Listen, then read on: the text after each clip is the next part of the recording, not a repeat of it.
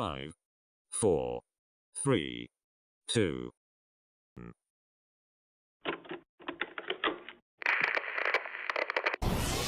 They ain't never seen nothing like this before. Lit the room when I came through the front door. Ask me if I should overcome, what for?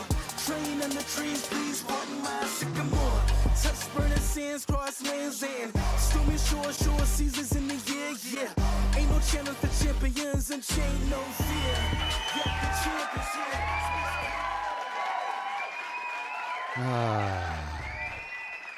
here. Dude, you guys. Good morning. I'm sitting here and I'm smelling this incense. And I was so excited about this incense that I almost lost track of time. In fact, I don't know if you guys noticed this, but the background is a little bit different. We did a lot of work on it yesterday. Did a lot of work on it this morning.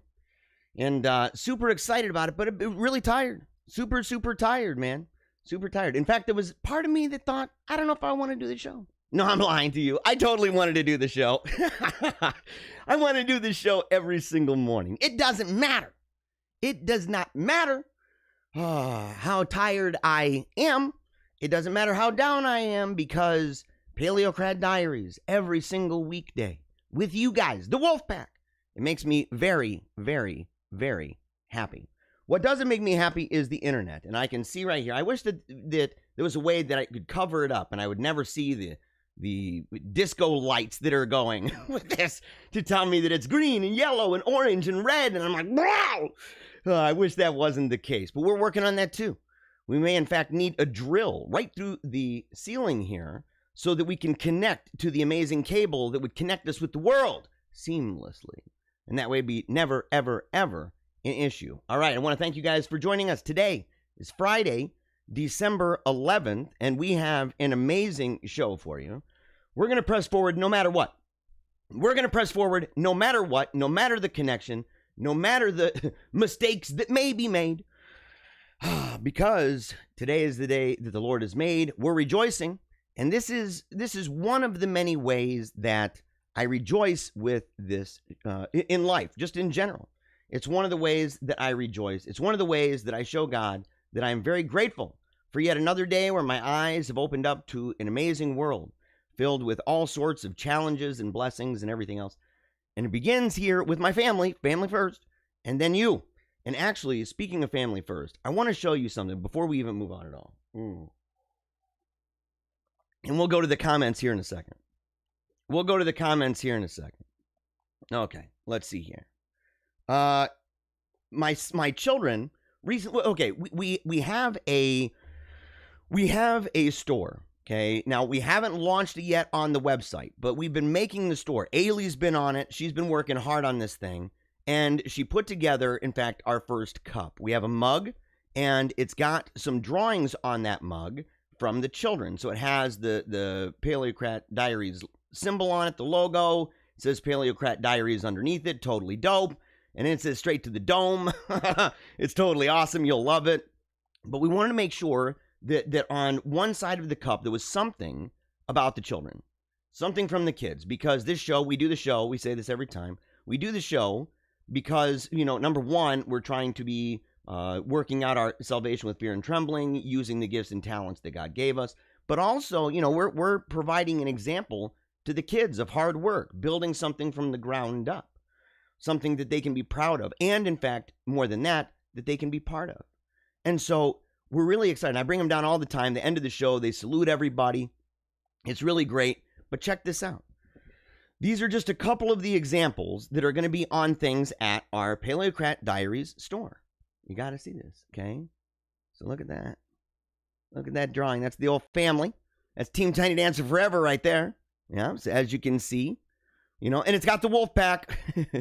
That's what that is. That's the wolf. That's the wolf pack. Well, and there's little wolf over here. Where is he? Yeah, little wolfie in mama's arms. Little baby wolf. Little baby wolf. And then check this one out. So that one was done by Teresa. Okay, so that's my daughter. She worked on that. That'll be on one of those. We'll color those in. It'll be on one of the sides of the cup. And I think you can put it on other things too, like shirts and stuff like that. But check this one out. Check this one out. Here we go. Oh, let me see if I can get it even closer. Because pencil so far. Okay, that's not they go over it with ink and stuff like that later. But right now, it's pencil. But check it out, man. And dude, look at this. Look at this. Yeah, man. Yeah, that's little Louie. Little Louie. My little guy, my little dancer at the Wolfpack song. At the Wolfpack song. And so those pictures I wanted to show you. I wanted to show you because I'm really proud of them. I'm really proud of the kids. I'm proud of all the stuff that they do. I'm proud of the fact that they love using their gifts and talents in really cool ways, and that they're really proud of the show. I mean, it was their idea. I didn't say, "Hey, go and make some pictures for us. We need to make some cups." Didn't do it. They did it themselves. They like the show. They enjoy the idea of being part of this. They love the Wolfpack. They're very excited to be part of the Wolfpack. They love it, in fact. And so it was really encouraging to me. It was one of those things that I said, I got to show people. Right out of the gate, I got to show them. I got to let them know that the kids love them, that they love being part of this Wolfpack. And that's just the truth. That's just the truth. Okay, now, we are going to go here to the comments, and that way I can show you. Let's see here. That way I can show you kind of what's going on here. Okay.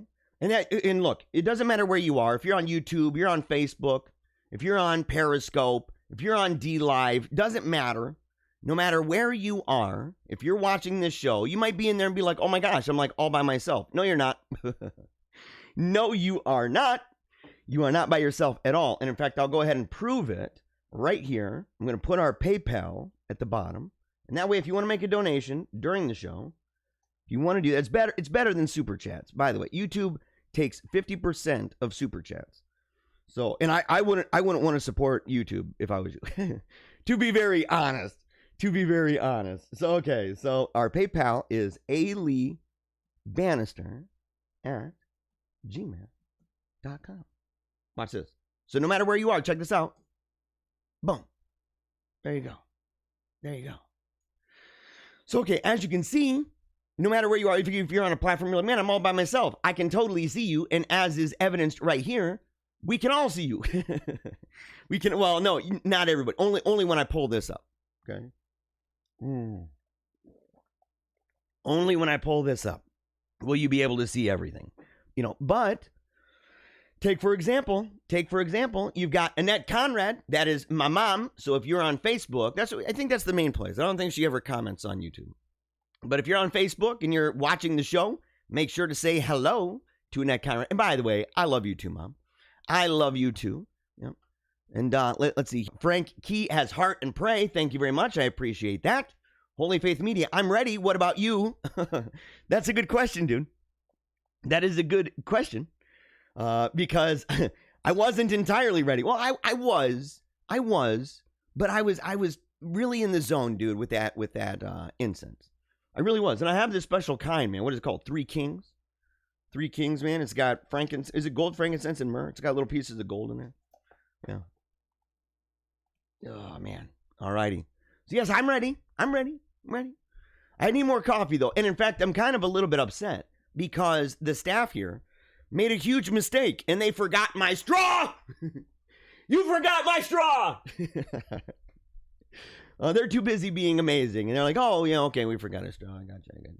Yeah, Holy Faith Media, by the way, if you're not subscribed to Holy Faith Media, you must, okay? You must be subscribed. You got to go check them out. If you go on YouTube, in fact, they published, I should share it. Oh, man, I should. I've got a couple things that I need to, and look at this. This is how amazing my family is. Yeah, that's how amazing. I love you, by the way. Yeah, bringing down a straw. Bringing down a straw for old Papa because got to go straight to the dome. Need a lot of coffee today. I'm not going to lie. Need a lot of coffee today. All right. And yeah, I love you guys. Okay. We have to show this video maybe a little bit later.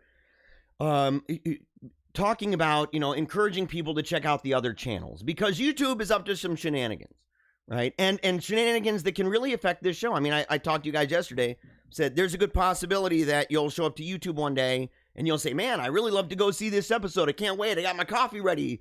And you got everything pumped up, man. You're all excited, ready to go. And you show up. And what happens? I don't know. the show's gone. Because YouTube says, we're done. We are done. Oh, it's outrageous, guys. It's outrageous. So you got to know what to do. And so you have to go to Holy Faith Media, Jonathan Ross, the power to be. He is the power, okay? He's the power right there at the network. And he posted a video talking about his really emergency thing for the people who subscribe and the people who support our shows. So make sure to go check that out and subscribe to as many of those channels as you can. Bethany, good morning. Happy Friday. Yes, happy Friday to you. And look at that sun. Look at that sun. The smiling face and everything. You know, I bet that's what the sun feels like right now. Like if the sun had an emoji right now, he's smiling. And we know it's a he, right? We know that the sun is a he. And the sun is super happy because Paleocrat Diaries is on the air. So really, really pumped up about that. Let's see. Holy Faith says, what spirits are you conjuring up? What spirits am I conjuring? Well, look, dude, here's the thing. So I got to do some work on this. It's got that discoloration from, I use frequently, let's put it that way. But I ran out of coals. I ran out of coals not long ago, and my sister got this burner for me, okay?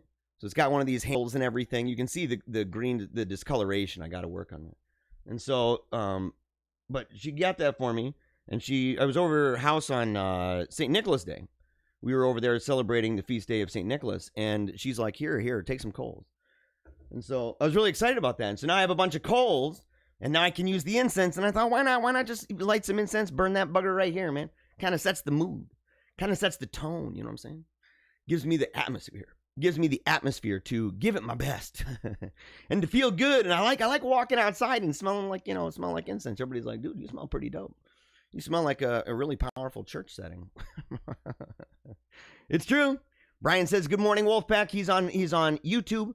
Barbara, really, by the way, I got to say this one. Not only is she saying hi from Wisconsin, very glad to see you in the Wisconsin state. What would that be? Is that the cheese state? What do you guys call that? What is Wisconsin? Right? Like, yeah. So wait, what's the theme or what's the nickname for Wisconsin? You know, so you're not at work today, so you can give me and the family undivided attention. We always like that, but you know what? It doesn't matter. It doesn't matter if it's got to be divided. I know some folks, they're only able to tune in for like, I don't know, 10, 15 minutes. And I say, look, I'm grateful for each and every minute that you tune in. You know, Shirley said, put a check in the mail today, buddy. Some people, by the way, who prefer not to use PayPal or they don't want to do the $5 a month thing, and they say, we really want to just lavish you with extraordinarily friendly amounts of money. If you want to do that, you're welcome to. If you want to send it to us, you just got to reach out to us at paleocratdiaries@gmail.com, and we'll give you the address. But we're really grateful, by the way, Shirley. We're grateful. And I still got to add a picture, not only of your man, but I've also got another picture that I just got of John and Rachel. They tune into the show. They sent a picture of themselves with their mugs, right? We're going to add that over the weekend. And that way, next week, we will launch the brand new sequence of photos and videos for the Wolfpack song at the middle of the program, right? That transition between funny and very, very, very serious. Let's see, man. Yeah, we'll let you guys know when the cups and stuff are available. Some of the people in the comments are asking this. Humongous. I had a question from a friend. What constitutes apostasy? 2, does it have to be a public repudiation of the faith? I can answer the question very easily for number 2. No. If you become a Freemason or if you have an abortion, I mean, it's the kind of thing. I mean, you would be excommunicated, right? Just automatically, and it'd be done by God. It'd be done by God because it's typically a private matter, and so it wouldn't follow the ordinary protocol for what would be necessary for, no being severed from the church kind of thing. Does apostasy depose a pope automatically? We'll do a show on sedevacantism, and there's plenty of those, by the way.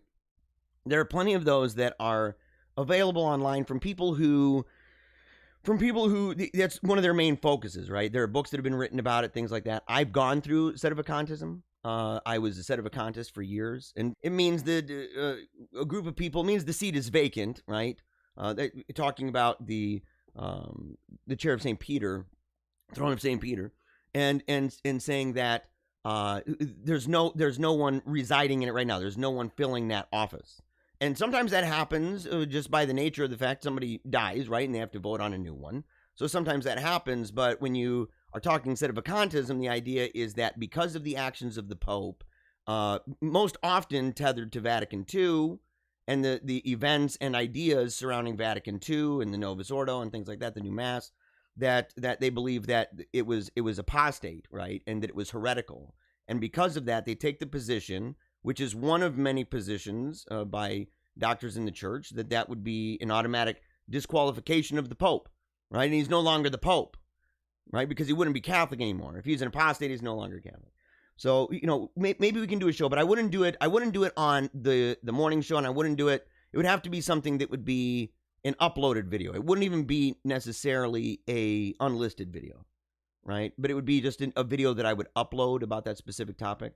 But that's a really good question, and it's one that in fact, Meaning of Catholic has wanted me on the program to talk about that specifically, and so it's a possibility that might come up. That might actually be the best place for it. And then what I would do is I would just simply share that video here, and so be a lot of fun. All right, but good question, by the way, and yeah, thank you. In fact, you say great show, by the way. I'm gonna skip over now. It's funny that that you said that. You're like, great show, by the way. And it's funny because before the program, I wanted to go ahead. I was going through comments and stuff, and I wanted to share some of these, a screenshot, and I wanted to thank a certain person. And I don't know, it's you. Humongous, dude. The vibe of this channel, and I love this Bible, is perfect for our times. Would love to see you on Reason and Theology. Dude, I'd love that too. I would love that too, man. Oh my gosh, man. Well, in fact, I'm kind of surprised, I'm kind of surprised. Well, I've done a bad job, in fairness to these other shows, man. I've done a bad job of networking with them. I promote certain shows. Okay, so I'll say, I was on this show, or I saw this over here. I've shared some articles or videos and incorporated even Meaning of Catholic and even Timothy Gordon, where he talks about, Paleocrats on the ball with this, right? I think he's talking about the animal uprising. I think I'm pretty sure that's what he was saying. But I share a little bit of that, but I don't do enough of that. That what is it? Cross-pollination kind of thing. Cross-promotion, where you're sharing their stuff, they're sharing your stuff, and part of that is actually on purpose. Part of that is a little bit on purpose, not because of them. It's not because of them. I'm not sharing your stuff, man. I'm not sharing your stuff, Reason and Theology. No. The reason for that is that let me think. Because I don't want to get into this place, and there's an expectation a little bit on behalf of some people. I don't want to get in this place where it's like, oh, this is a religious show. Jeremiah is nothing but he's just doing a religious program. That's what it is. Here, I'm going to scooch over this one. Because that's not what this is. And I get this in the comments section. People will be like, boy, this doesn't feel very Catholic. I got through 45 minutes of this, and it's ridiculous. Why don't you grow up? Kind of thing. And I'm like, if you want a show that is going to be distinctly, uniquely Catholic in like this niche kind of way, right? And you want that kind of show, there's a lot of them out there. If you want those shows, if you want a show that right from the gate, you wake up in the morning, you pop on the show, and right away they're talking about the newest controversy. If that's what you want, there are a lot of other shows out there. Okay? I don't want that. I don't want that for myself. That's for stinking sure. I don't want that, man. I want to wake up and have fun. I want to laugh. Because I believe in what Humongous said, man. The vibe of the channel is perfect for our times. Because we have to be able to laugh. We have to be able to have fun. We have to be able to be motivated and not just to be, this very, someone who's not balanced. And I'm not saying that these shows aren't balanced. Shows are a lot of times like magazines. So, a magazine, you might have a magazine that is all about politics, right? You might have a magazine that is all about economics. You might have a magazine that is all about religion, Catholicism, whatever. You've got magazines that are all about that. And then you've got other ones that are a smattering of a lot of different topics, right? It's kind of It's kind of it would be almost vaudeville, you know, a little bit, right? It'd be kind of this crazy scheme of things that are funny, things that are stylistic, things that are revolving around family, things that are revolving around food, things that are revolving around current events. That is the show. That's what this is. It's a variety program for all intents and purposes, and it's divided up neatly. It's divided up neatly into two parts. It's divided up into the first part, which is about an hour and 15 minutes of fun. And then at the end, it is, you know, high octane, hair on fire, pedal to the metal politics and analysis. It's what it is, you know? And so I guess I kind of sit there and it just blows my mind a little bit that people, that's all they want from everybody. It's one thing to say, I get that that's what you want. It's another thing to say, that's what you want from me. That's what I told the people. I'm like, why don't you go start your own show? And it weirds me out, man, when some people are like, well, I've been tuned in for 45 minutes and you don't get anywhere. You're taking a long time. And I'm like, why are you tuned in for 45 minutes? What are you doing? I'm grateful, I guess, that you gave me the benefit of the doubt. One person's like, you know, I got 3 minutes into this and I couldn't take it anymore. And I replied and said, I got one sentence into your comment and couldn't take it anymore. You know, what are you doing? Why does it matter? You know, go do what you want to do. There's a lot of shows out there. You know what I'm saying? There's a whole bunch of shows out there. Nobody needs to, you know, and so if you enjoy the show, you enjoy the show. I'm grateful for that. I'm grateful for that. And I try to provide a balanced mix of all of those things.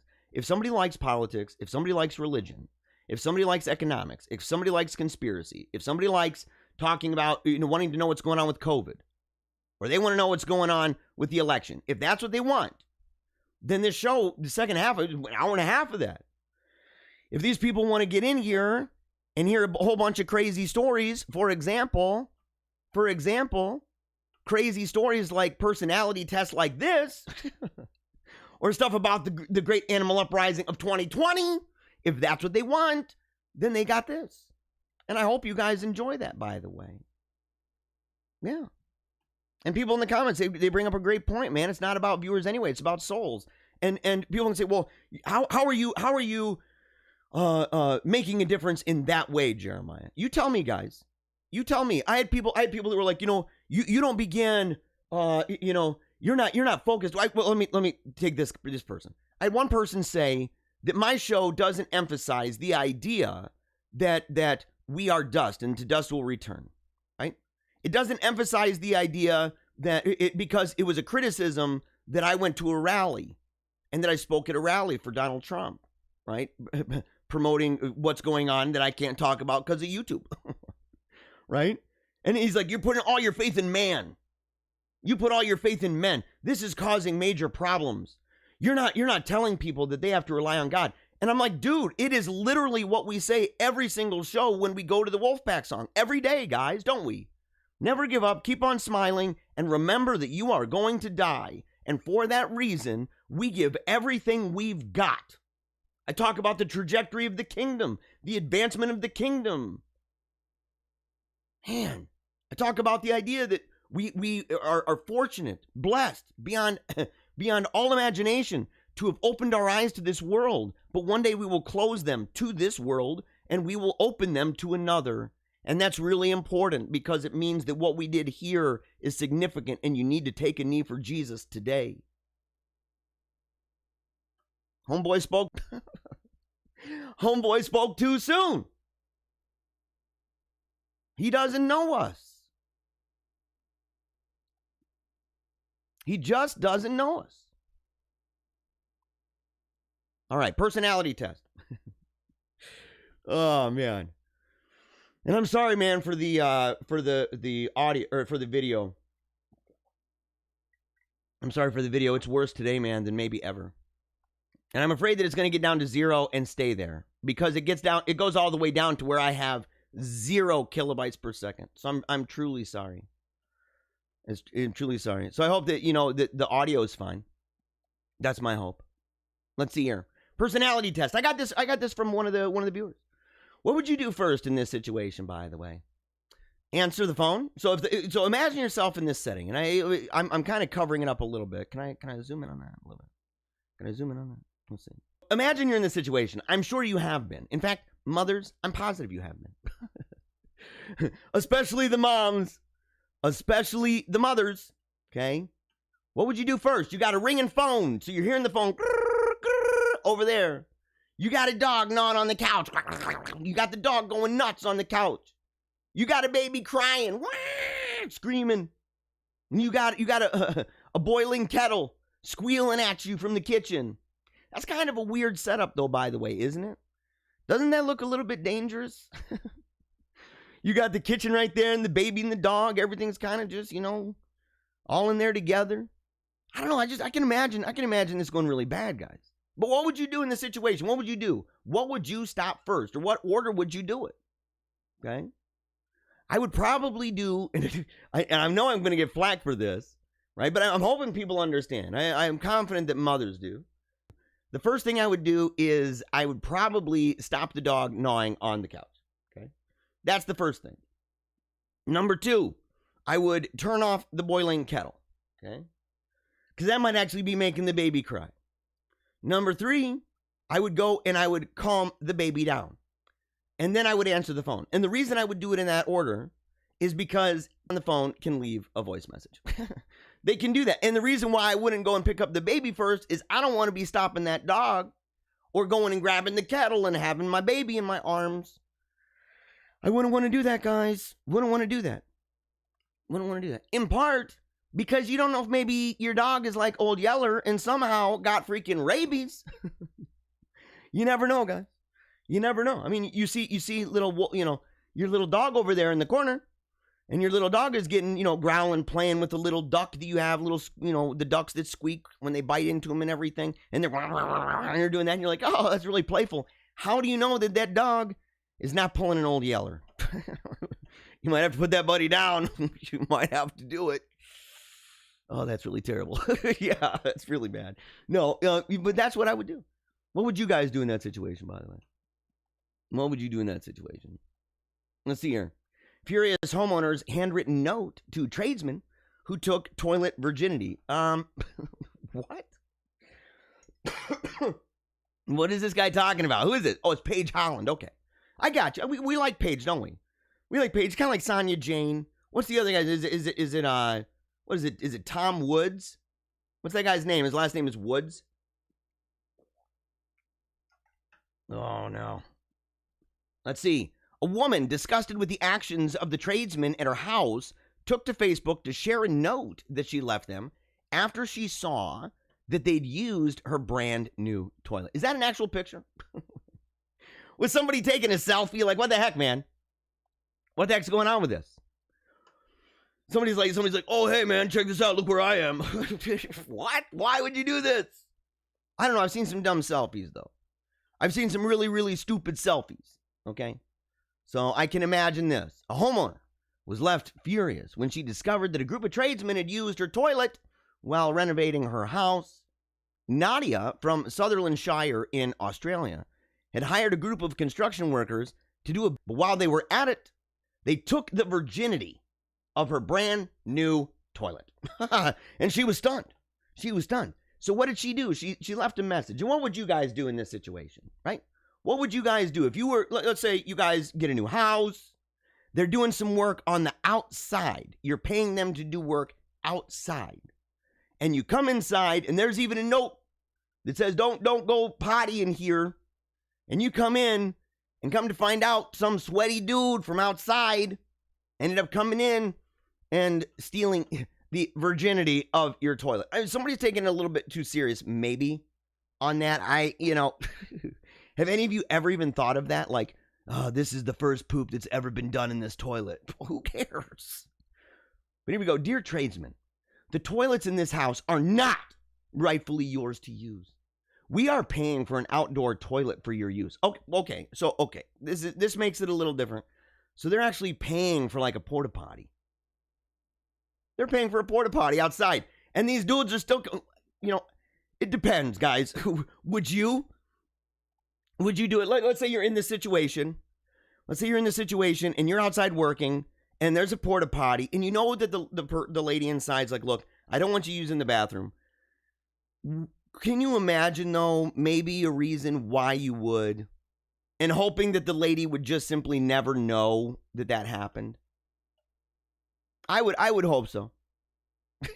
I would hope that you've got at least a reason. You can imagine, right? We're trying to be charitable. We're being empathetic. Let's see. Not only did you take the virginity of our toilets, more than one, but you disrespectfully ignored the seal sign. Wow, so they put up a seal on that. Ripped the tape, and you continued to use it. Oh my gosh. Okay, so they went through some hurdles, right? So there's now let me rephrase this. Would you do this now? Like let's say that a lot of the guys, you know, they'd been going to the bathroom and had really been filling up in that porta potty, and it was gross, and there's flies all around, and it's just nasty, right? You can start to see it mounding in the blue gross water down there. And by the way, just to let you know, I've always been a little bit kind of weirded out by porta potties. The idea of like, oops, falling in, blah, oh no. The idea would be really terrible. I'm pretty positive that it's happened. That people have fallen into some poop before, and I don't want to do that. You know, so I can imagine myself seeing the flies, smelling the stank, being around a bunch of people who ate a bunch of nasty food, you know. You got Harold and Henry over there and Chuck, and they're over there working on stuff, laughing, you know, with the kind of plumber's crack sticking out, and they look back and you're like, you can see the sweat glistening, and you know that that's where it came from, and you're like, oh no. And so you want to go inside, but you know you're not supposed to. You go inside, and when you get there, you find out that the lady that owns this place takes toilet virginity very, very seriously. Puts up a seal. You're gonna have to cut the seal to get in there, and then it's got tape around it. I mean, it's like multiple levels of protection. Would you do it anyway, or would you say, I guess I'm gonna, or would you hold it in? What would you do? What would you do? Oh my gosh. Let's see here. All right, and by the way, I'll get to some of the questions in the comments. I see there's some serious ones, man, about orthodoxy on the internet and stuff like that, and I'll get to some of that, by the way. And yeah, Hugh says, yeah, that's fair. Controversy can be so destructive, and this is a fun show. I'm really grateful, by the way, that you enjoy the lighthearted nature of the program, and it's not that way, you know, for the entire show. You know, we talk about some funny stories like this, and I'm serious, guys. What would you do, by the way? That's what I was. What would you do, by the way? Okay, you know, but we also, of course, get into real serious stuff. Someone asked, e.g., Jay Dyer et al. I actually know Jay Dyer. I've known Jay Dyer for many years. Back in the days of Zanga, like maybe even before YouTube even came around. You know, we have each other on dial. He's got my number. I've got his. You know, and he's one of those guys. You know, because I've had differences of, obviously many differences of opinion with him. He's Eastern Orthodox and stuff, and so is my sister, though. So is my sister, and so you know, it's one of those things where Eastern Orthodoxy is something that we deal with our family, and so, and again, man, I'm down to 0 files per second. Okay, let me know, by the way, if this show's just like shutting off. You guys gotta let me know, man, because I've never seen the internet this bad before. I've just never ever seen it this bad before. So, and it really maybe it bothers me more than it bothers everybody else. I haven't seen too much of that, you know. But Eastern Orthodoxy is an issue that I take real issue with. But a friend of mine, in fact, the godfather of my son, Lucian Ignatius. The godfather of Lucian, is a mutual friend, and I talked to him about it one time. I said, "Man, he's got a lot of anti-Catholic stuff. You know, what am I going to do?" And he said, "Look," he said, "it's one of these kind of strange bedfellow things where you can debate it out, and you must, right? People must debate these things out. There are deep-rooted disagreements, things like that. And I don't want to say that I endorse the way he even treats other people sometimes, right, or the way that other people sometimes treat him. I don't get involved in that stuff too often. But I just to simply say that in the big picture, when I've talked about the culture war, for example, and saying that right now the savages are inside the gates, right? They're coming after you no matter where you are. No matter where you stand on these issues, they're coming after you. And they're not just coming after you, they're coming after the person next to you who also believes in the cross. They're not making that fine line distinction between, oh, you're a Catholic and you're Eastern Orthodox. The savages don't care. And so there has to be a certain amount of camaraderie that says, look, against this enemy, we can work together. And that's why I've talked about some of his videos, particularly about the kind of New World Order elitist book review stuff that he does. It's fantastic. His commentary on the book Nihilism by Father Seraphim Rose is fantastic. And so, and that's one of my favorite books, by the way. It's in my books to read. And I got flack from some of my Catholic friends. And I'm like, dude, you're out of your mind. That particular book, you're out of your mind. You're out of your mind. It's a great book. And so, it's a difficult issue, but we'll talk about that. We'll talk about that. Let's see here. Yeah, somebody asked, Deadly Havoc, excuse my crappy name. Okay. Made this account as a gamer kid years ago. Anyway, what music have you been listening to lately? Need some new beats. I'll tell you, I've been listening. I know this sounds weird. I've actually been listening to a lot of, in fact, we'll just go over this right now. But we'll talk about that too. You know what? Do this. There is an episode of Paleo Cheese, and if you don't subscribe to Paleo Cheese, it's one of the other shows that I'm involved with. I co-host it with my buddy, and we talk about music. And if we talk about music, we talk about movies, we talk about malls, we talk about colognes and pheromones. We talk about the ladies, we talk about ghost stories, we talk about all that fun stuff, right? We have a total blast. It's a lot of fun. Super, super fun time. Oh, man.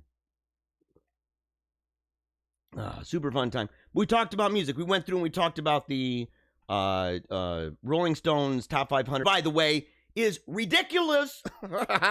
It's totally ridiculous, man. It's totally ridiculous. But I'll do something. In fact, that encourages me, by the way. I'm really grateful. And I like kind of questions that are outside the ballpark a little bit, right? That are questions that I ordinarily would not here on the show. That's one of them. That's the first time anybody's asked me that. What I'm going to do, I recently published at paleocratdiaries.com. I published a book reading list, books that have influenced the life of my mind over the years on a bunch of different topics. And this right here is a good reason for me to go and give a list of, and I don't want to put them in an order of like all-time favorite. I don't like playing that.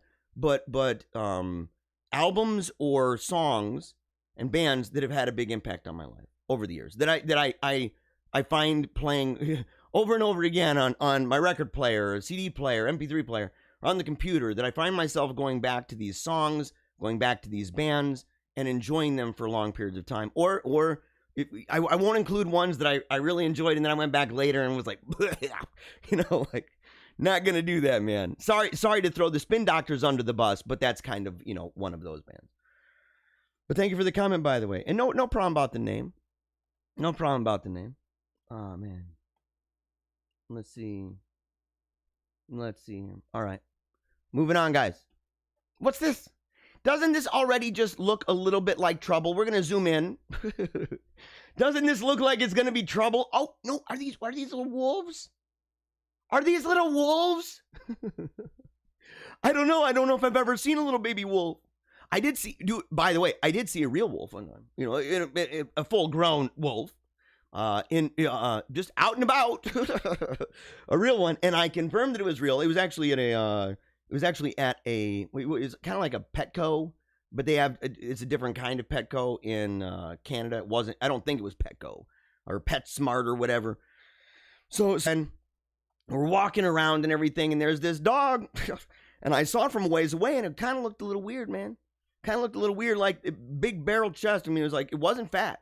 It was just very muscular, but the legs were kind of thinner, and I couldn't pinpoint what kind of dog. I'm like, it's not a Siberian Husky, right? It's not a German Shepherd. I'm not entirely sure what kind of dog this actually is. But I was fascinated, man. I'm kind of like peeking around the aisles and looking and stuff like that, trying to see what kind of dog this is. we get up to the checkout line, and it's basically right in front of me. And I asked the lady, I said, you know, man, I said, can I pet this dog? And she's like, oh, yeah, that's perfectly fine. So I get down, man, I'm squatted, and I look into its eyes, and I see ancient history. I saw, like, a very, very savage nature, right? This kind of brutal thing inside. Fierce, in fact. The eyes were like crystal. It was gorgeous, man. It was deep. It was a magical moment, looking into the eyes of that wolf. And I looked at the lady, and I said, man, I said, this dog looks like a wolf. What? What are you talking about? Oh, no, it's a wolf. Yeah, it's a wolf. Like, and I'm like, a real one? Yes, it's a real wolf. Dude, it was dope, guys. I'm not gonna lie. It was awesome, man. To pet that bugger. It was awesome to pet that. So okay, so I don't know. Are these little wolfies? We're gonna find out right now.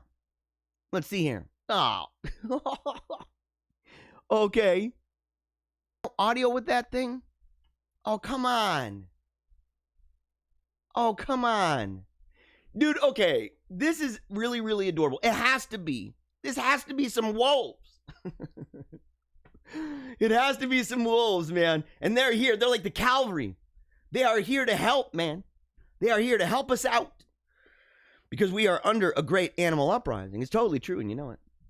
It's totally true, and you know it, man. I love little videos like that. If you got videos like that, little wolves, you want to send them to me, man, send those, man. Don't send me more of those wolves that are like tattooed on that really, hyper obese dude's belly.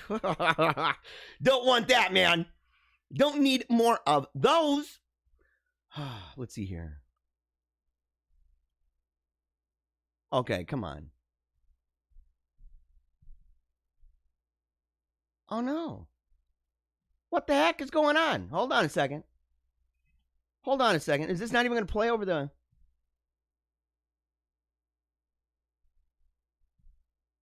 Hold on a second. Dude, please tell me I'm not having issues with this. And it says that it's muted. Oh, that ain't right, man. This just simply ain't right, guys. Dude, if I can't get any audio, because it's just not letting me. It is not letting me get audio. Me, and I would have bought you something.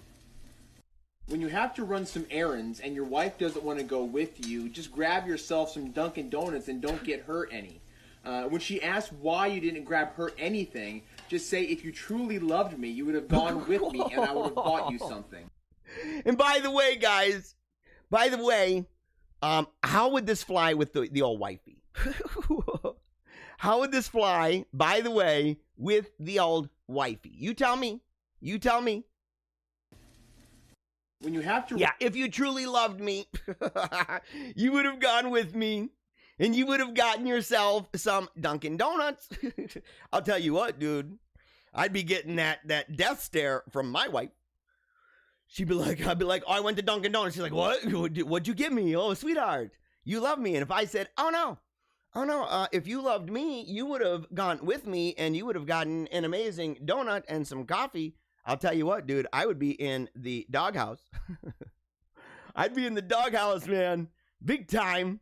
By the way, I really like this guy's stuff. James, it'd be James Clydence, Clidence. Run some errands. He does a lot of these things, man, and they're just hilarious. Just grab yourself some Dunkin'. No, stop that. He has a whole bunch, him and his wife both, and they're hilarious. Now, okay, I'm not entirely sure why this is. I'm gonna check here. Give me 1 second, guys. I'm gonna check and see, like, why am I not hearing the audio for these videos? I have it set, so I should be able to hear it. That's really gonna bum me out, by the way. Oh, okay. Apparently no. Monitor and output. Okay, let's try this. Let's see if this works. That'd be, yeah, Mike too. Okay. Love you. Yeah, I know. So, okay, so the first one was for the guys, right? First one was for the ladies. What would you do, ladies?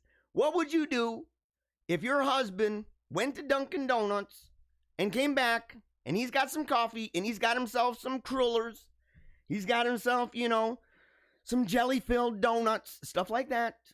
What would you do if he comes back with those things and he has none for you.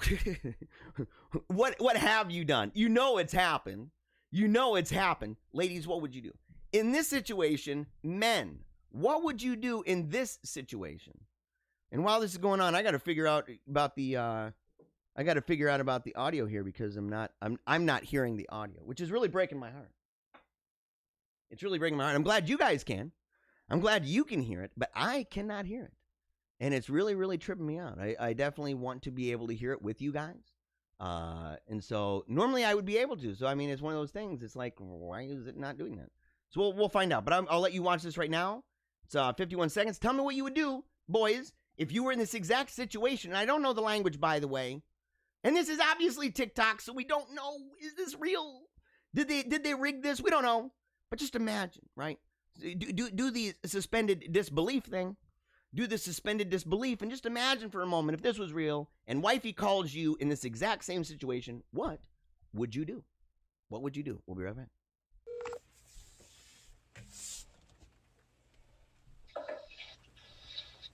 Hey, babe.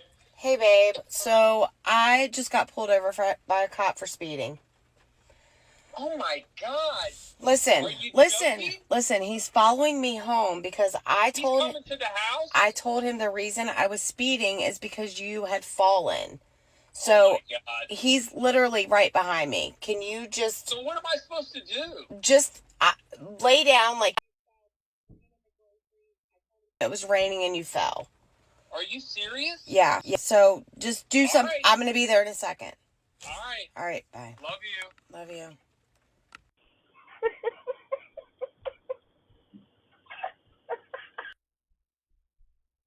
Okay. All right here. So still trying to figure that out. Still trying to figure out the audio.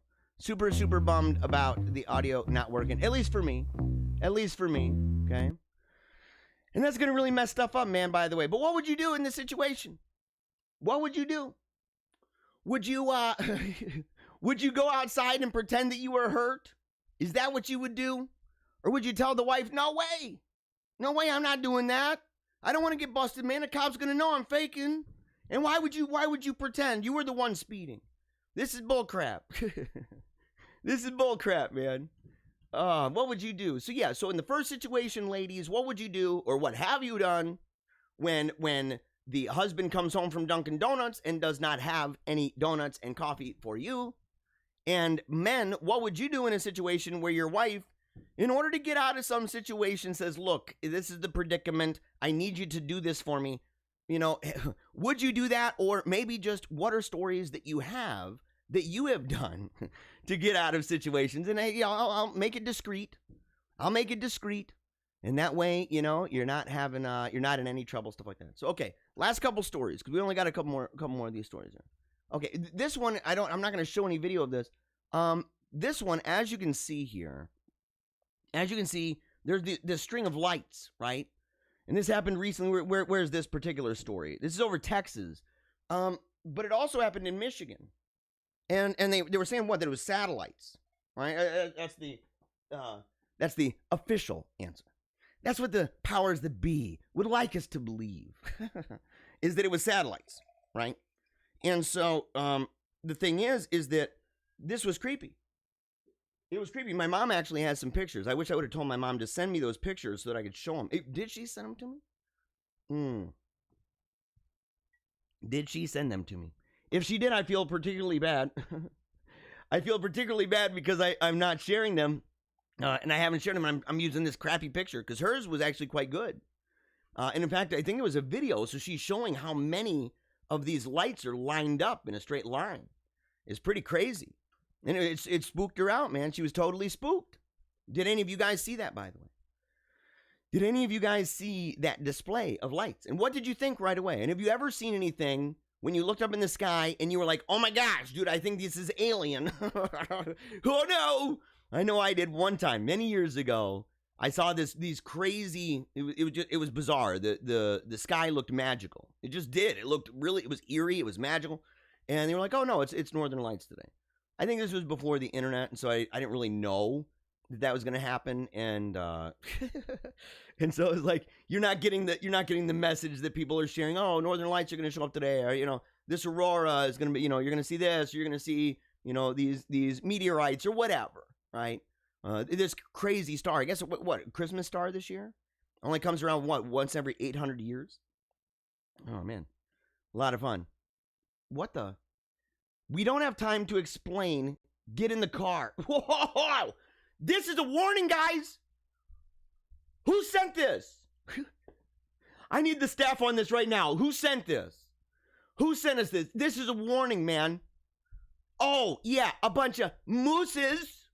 A bunch of mooses drinking it up, driving. Oh, and look, they're hunting. They're hunting, and they're letting us know. Oh, yeah. And wait a second. Are the Mises and mooses, are they on our side? Are they on our side, guys? I wonder about that. Well, I don't know. They're a little bit confusing. Maybe this gives us an idea for why there was a problem with it. Was it one moose? Was it one moose? And what's the plural, by the way, for moose? What's the plural for moose? Mooses? What is it, meese? I don't think it's meese. That doesn't sound right. I've been wrong, though. I've been wrong before. I've been wrong many times. So, what is it, man? What is it? But the thing is, remember that moose that was going all around the place, licking hoods of cars?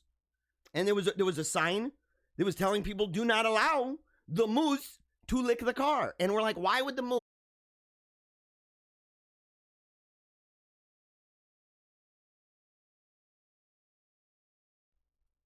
All right. Can you guys hear me now? I need to know if you guys can hear me now because we had technical difficulties. I don't know what happened, but we have an extender and all of a sudden it just dropped down to 0 and it was over. I knew that it was going to be trouble. I could tell it was going to be trouble, and it's still trouble now. But at least it is, okay, hold on a second. Yeah. So at least it's back up. As far as I know, you can hear me. Oh, thank you, man. Thank you, by the way. Yeah, Facebook link just died out. Now what do we do? Put this on mute and keep checking. Oh, boy, it's back. Yes, thank you so much. Oh, my gosh. I am so grateful. I'm so grateful, and I'm grateful that you guys have stuck around. I'm serious, man. I'm really serious. Okay. We were talking about this. We were talking about the moose, right? I think it was the last thing you guys heard. We were talking about that stinking moose. And we were talking about the idea that somebody, some freak, some wicked person sent that to us mysteriously, anonymously, using probably some fake email in order to intimidate us, to make us stop talking about the great animal uprising of 2020. And the truth is, we're not going to stop. We are not going to stop, and we are not going to be intimidated by a bunch of mooses. What is the plural for this? What is the plural for moose?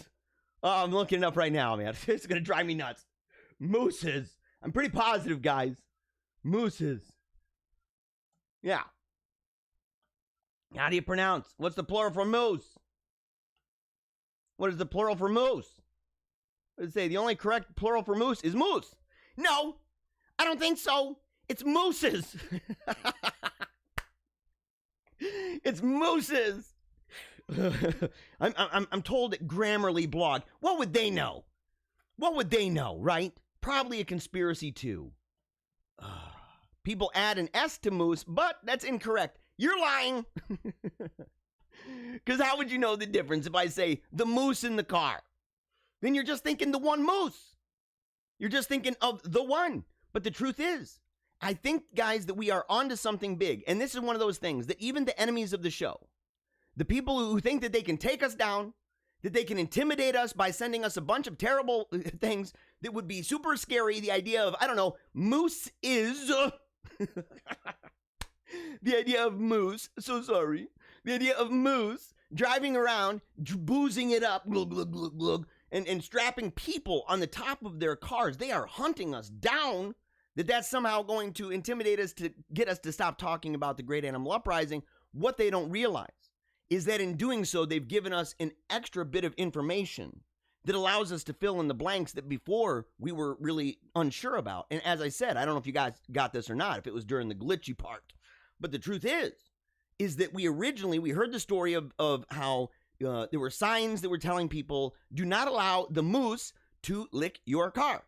And we were all confused, and somebody brought up the idea that it was salt. Lo and behold, we know now why they are licking the salt, and it's because they are super duper drunk. Drunk, driving around, probably doing, donuts all over the place. Oh my gosh. Oh my gosh. Yeah, Brian says, never give up no matter what the mooses do. Alexa told me plural is moose. Alexa rules for now. No! Alexa does not rule. It's just moose. You guys are wrong. It's mooses or meese. That's what it is. It's what it is, guys. Isn't it? Isn't it?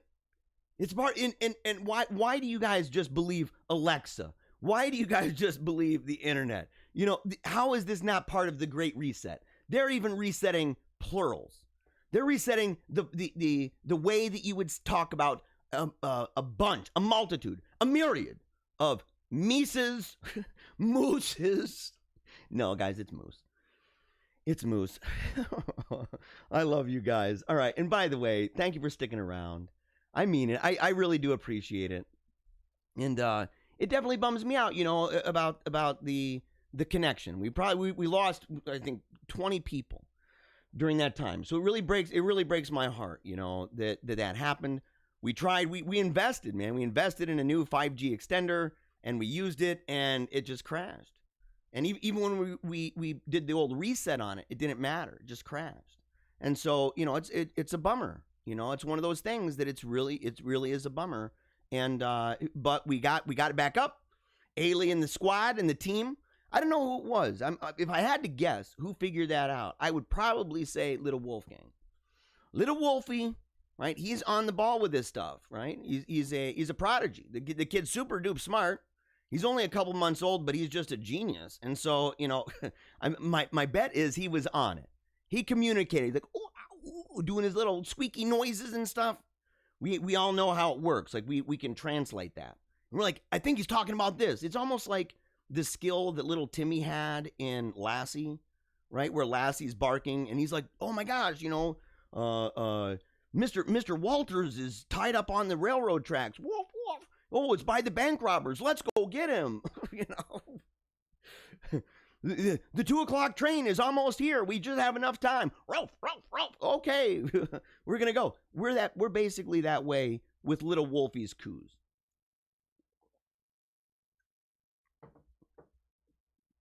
Oh, somebody told me those are Malamutes. I'm talking about the dogs. Those are Malamutes. What's okay? Let me see this, man. I gotta look this up, guys. We gotta look this up, man. Hold on a second. We're gonna look up Malamute because I'm telling you, to me, they kind of looked a little bit like. Oh no, I don't want to do it in the window. What the heck? Oh no.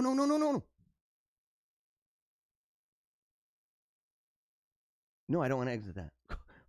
Woo! I almost exited my stream. That would be terrible. So okay, we're gonna look up Malamute, Alaskan Malamute. There we go.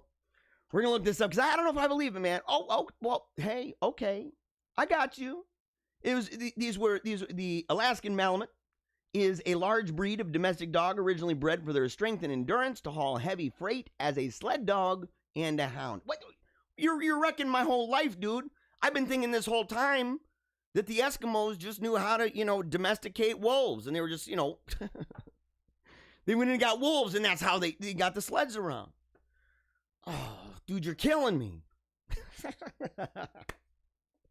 You're killing me, man. They're similar to other Arctic Husky and Spitz breeds, such as the Greenland dog, the Canadian Eskimo dog, the Siberian Husky, and the Samoyed. Oh, Samoyed. I'll tell you, I used to want one of those. Oh, just for fun, man. We're gonna go and see these little buggers real quick. Oh no, let's go.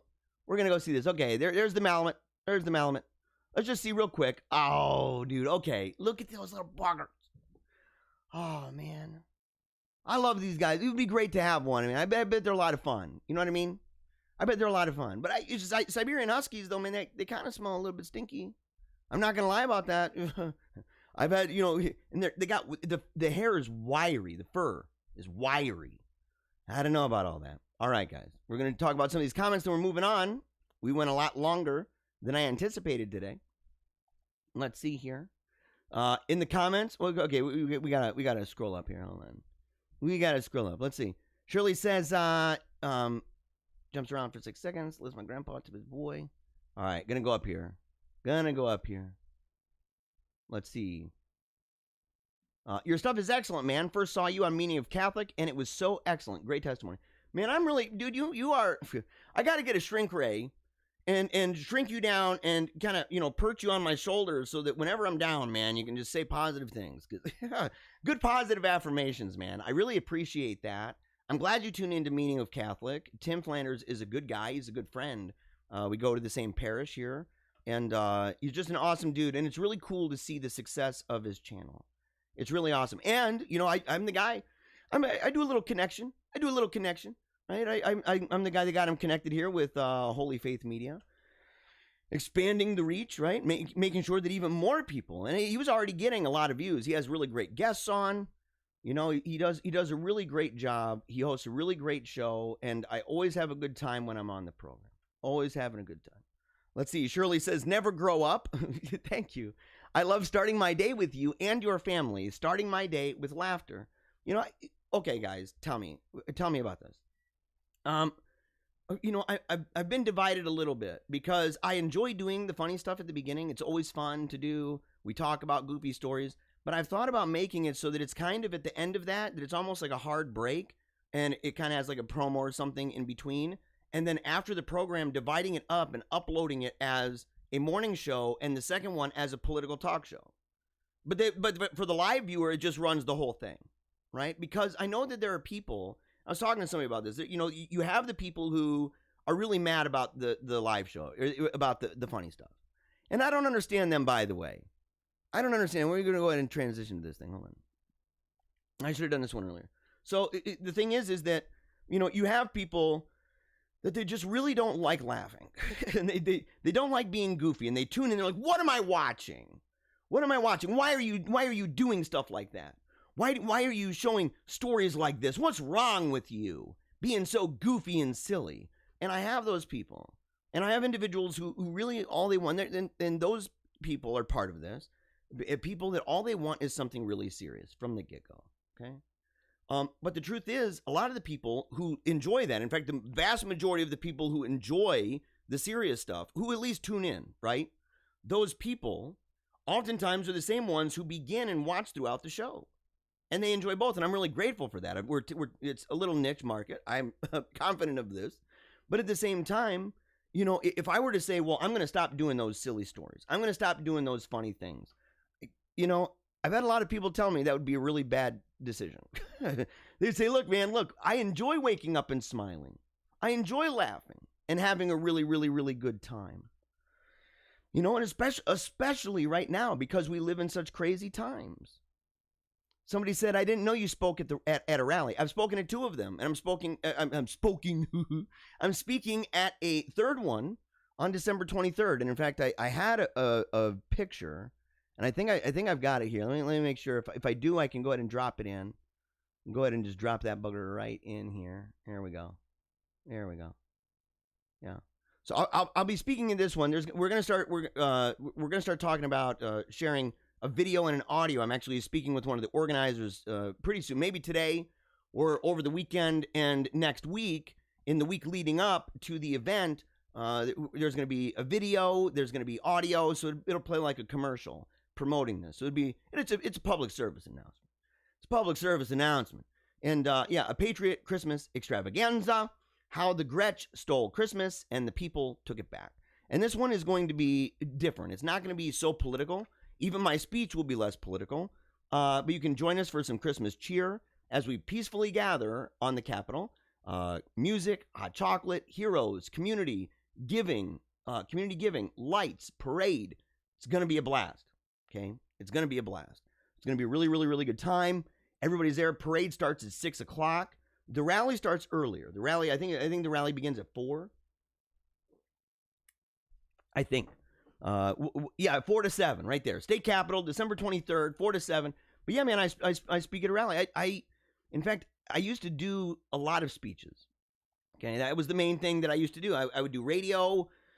And then when I was off radio, you know, I would blog, but when I would get out and go to events and stuff, it was oftentimes to do speeches. You can hear many of the speeches. Sometimes I play them on the show. Sometimes I share them on the website at paleocratdiaries.com. But I've done speeches at rallies, universities, colleges, clubs and organizations, schools like high schools, even homeschool networks. I've done all sorts of speeches over the years, and it's one of the things on the website. You can go and you can actually set up the speech, and to have me come and speak, it's all negotiable. Sometimes I just do it for free, right? If it's like, you know, an hour away or something and it's for a good cause, I'm like, look, it is not even a problem, or a donation, something like that. But by and large, it's just simply the cost of the trip, you know, and I'm not flying, you know, whichever way would be easier. I'd even take a train. In fact, I'd like to do that. I wouldn't mind it at all. You know, whichever way would be easiest, and lodging, to say like wherever I'm staying, but I leave that up to them. I say, look, if it's something that you would like for me to just stay with the organizer of the event and we can stay up late talking and having fun, drinking some beer, smoking cigars, whatever, you know, having a blast, talking about life and love and politics and all that jazz. You know, you can connect with us right there on the website at paleocratdiaries.com. So yes. Let's see here. Let's see. You'd rather have him inside, toilet Karen. What? You'd rather have him inside, toilet Karen. Talking about the people who go potty on inside, right? And not in the not in the porta john, dude. I'm serious about that, guys. That actually weirds me out. That really weirds me out here. Sheree said, "Listen, my grandpa used to tip outhouses over as a boy, so I'm very leery of them." That's what I'm saying, dude. That is what I'm saying. Oh my gosh. Yes. And so it's one of those things, man. You go, man, I just simply don't know. You know, and it worries me. It just the idea, man, of falling in. I mean, apart from the poop, the idea that it's hard to get out. How would you get out? How would you get out of there? It's a terrible, terrible thing. Chad Lutsky. Oh, no. I already know this is going to be trouble. Chad Lutsky, award-winning author. Actually just came out with another book recently. Wormwood. Award-winning author, right? Real mover and shaker in the world of writing with especially with horror film, or with horror books and stuff like that. Although, to be honest, I don't think, you know, I know that people categorize that. I know that's how they categorize it. They say, well, this is in that genre. But reading his books, I think it's more like unsettling. You know, it's not the kind of scary that people think, you know, coming up and stabbing and, you know, jump scare type stuff. It's none of that. You know, it's a different kind of thing. It's unsettling. It's eerie, right? That sort of thing. And so, but he's my co-host over, we co-host Paleo Cheese together. What does he say? I think Penelope probably wrote that note on the toilet. Okay, for people who don't know. Oh, dude, you're bringing me down this terrible place, man. Okay, for people who don't know what that is, there are videos over at Paleo Naughty. They are not for everybody. They are sketch comedy things that me and Chad, we made these videos much younger, and let's just say they're very gross. Some people will watch them and they'll be like, dude, is this for real? Did he really do that? And yes, it is true. It is true. And you should watch it. It's hilarious, man. And it's a very endearing character named Oral. It's a very endearing old man who, you know, has a problem. And the problem is compounding, and he's got a girlfriend. And his girlfriend, you never see her ever. But it's a recurring character that he's got this girlfriend that he's got to get ready for. He's got to, you know, get all spruced up and everything. And her name is Penelope. You should probably wrote that on the toilet. If people know of that video and they see that comment, they are like probably barfing right now. That's really bad. Let's see. Virginity of our toilets sounds like Brit snobism to me. Doesn't it a little bit? I bet it is, man. I wonder if she takes real virginity so seriously. If not, her values are sorely misplaced. It's true, but it's true, isn't it, guys? Oh my gosh, man. It's true. But you know, there are people out there that their priorities are all out of whack. There's some people that are like, look, people like Michael J. Fox and stuff like that. They're like, oh, don't step on that ant over there. All living things, don't hurt anything in the world. Stop eating the meat and all this. And then they're like, no, abortion is your right. Abortion is great. And you're like, what? What's wrong with you weirdo? Oh, man. Oh, boy. Let's see here. Yeah, it jumps around. Okay, so now we're to the part where people are talking about the in and out of all of the audio, which is a bummer, man. A bummer. It says you're loud and clear here in South Louisiana. This is about the third time I tuned in. The first time I shared to friends. I hope to open up more with your show. I hope so too. I am shy, so thank you. Yeah, I am Mary. My last name is a secret. I wouldn't say your last name. So do not worry about trying to pronounce this. God's will be done for us all. I'm just really glad that you are watching, Mary. I'm very, very, very glad that you are watching. And I'm glad that you shared it with your friends. And I'm glad that you tuned back in. And I am sorry for the technical difficulties. And I hope that you continue to tune in. Let's see. 5-A-Day Productions just found your personal channel. Your intro music is so dang hype. Dude, I actually gave you, I replied to your comment on the show, I think 2 days ago. I saw that comment. I gave you the name of the songs, not only on the intro, the rap song, but also the songs that play in the background of the highlight reel. Let's see here. Someone says that Catholics should start their own autonomous zone. Seems like the government hardly does anything. A mini Catholic monarchy crowned the new Charlemagne. Yeah, wouldn't that be great? Wouldn't that be great, man? And yeah, someone mentioned the idea of porta potties, porta johns at music festivals, mentioning one called Cornerstone.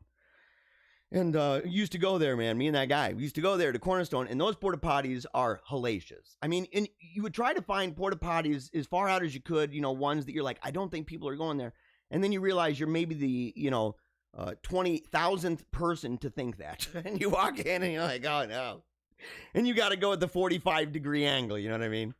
You got to go at the 45 or stand on the lid and do the business. Do the business. Benjamin Wood says Jeff Allen has hilarious, clean comedy. You know what? Yeah, man, share that link with me, by the way. I may know him. I'm bad with names. Yeah. Someone asked, do you see the news about the Israeli minister intelligence agent said governments have made contact deals with aliens, LOL. Didn't read the article fully, so didn't get a chance to check. I think I mentioned it yesterday on yesterday's program. Not entirely sure I would believe that. Although, to be honest, there's a lot of different countries that are actually saying that sort of thing. Mexico, I believe, has said that. Russia has said that. Now a former top dude in that department that would deal with that with Israel. I got to be a little suspicious about that, though, right? Got to be a little bit suspicious about that, and also the timing of it, of course. But they share these crazy videos too. They share these crazy videos. Let's see here. Yeah, Israel's former space security chief. Yeah, totally. Let's see. By the way, Altogether Separate is a Christian band that greatly impacted my life. Sound is unique, and each song carries a slightly different genre. Much recommended. Very impressive. I got to check it out. Altogether Separate. And look, I like a lot of Christian bands, dude. I like in some of the Christian bands that are my favorite. They're ones that kind of early on in the alternative scene, for example, in the 90s, in the mid 90s. Although, Starflyer 59 is, I'll just say that one. Starflyer 59 began as a shoegazer band. And I've liked him ever since. He got away from shoegazing, which bums me out because I still think that their gold and silver album are the best albums they've ever made. And maybe She's the Queen and Levon Kerr, like the earlier albums and stuff. But yeah. Let's see here. All right, we're gonna move on. I'll get back to those comments, no problemo. And of course, remember December 23rd. We'll do more about that in the future. But before we move on, guys, it is time. It is time for the Wolfpack song. We got to do it. So hold on. Let's get back to this main screen. Let's get back to the main screen. Okay. You got to get that coffee ready. It doesn't matter It doesn't matter what you're drinking. It doesn't matter what you're doing, okay? Doesn't matter if you're eating food, you're drinking drink. Doesn't matter if you're doing homework, if you're working, okay? If you're a plumber and you're a plumber and you're working trying to get that, stuff out of the pipes. And you're doing that. Doesn't matter. You're an electrician. Well, be careful if you're an electrician. Be careful. If you're working, inside of a Target, or you're working folding clothes or selling shoes, it doesn't matter what you're doing. If you are a housewife and you've got the baby, you got the baby in your arms, you got a little rattler in your hand, you got that going on. If you're a nanny and you're making some food for the kids and you got a spatula, or you're a teacher and you're sitting there, well, you shouldn't be listening, but if you are and you're doing it discreetly, figure out a way to discreetly raise the glass really high. The students might wonder what's going on, but we'll keep it between us. But no matter where you are in your life, no matter what you're doing, no matter where you are, get yourself focused. Because for the remainder of the day, you are resolved, as you should be resolved from the get-go of the day. You should be resolved in your heart to rejoice and to be glad because we are living another day. The Lord has blessed us with another day. We've opened our eyes to this amazing drama that we call life. You have a purpose. You are beautifully and wonderfully made. And we are in this as a wolf pack. We are in this together. We resolve each and every day. When we do this, we resolve each and every day 3 simple ideas. Never give up, no matter how hard it is, especially when it's hard. Keep on smiling, always and forever. You can cry sometimes.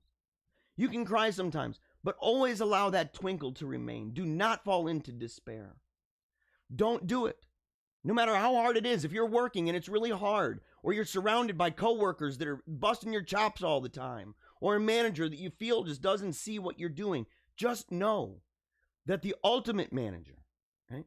We serve the King of Kings, and he sees you all the time, and he loves you. And if you don't believe in him, and you don't believe in that, you take a knee for Jesus Christ because of number 3. Number 3. Number 3 being memento mori. We remember death. We know that we're mortal. We didn't make this world, and the world will continue even after we're gone. It's not trapped in our brain. It's not just a movie that's playing through like you're the only one in the world. I'm just a figment of your imagination. This is not true. No more than you are a figment of mine. Not true. We are part of an amazing world. A world that was created by a triune God, but it's finite because it's not God, and we are not God, and we will one day die. And because we will die, we will close our eyes to this place, we will open them to another. And because we will open them to another, we need to make sure that what we do here is to the best of our ability. We need to resolve deep inside of our hearts every single day, and I hope that you are right now, that you are resolving with everything you've got to give it everything you've got every single second of every single day. And when you fall, that you don't sit there and pull the Peter Griffin, like, Peter Griffin, doing the knee thing on the ground over and over and over. But you say, look, I'm going to get back up and I'm going to keep on marching on. Because even if I fall, that's just, you know what? That's going to be expected. It's okay. It's okay. That's not even, it does matter. It matters how you feel. If you end up throwing yourself down and making a huge mistake on purpose, look, that happens too. It's not good. But you got to resolve to get back up. And you got to resolve to fight to make every step forward better and better and better and better and better. And if you see other people along the way, reach down and they're on the ground too. You help them up. You help them up. So get your glasses, raise them high. Get that food and raise it high, because it's time for the Wolfpack song. All right. Look at this little dude. Yeah. I love these guys. Look at him. All right, here we go, guys. Here we go. To the dome.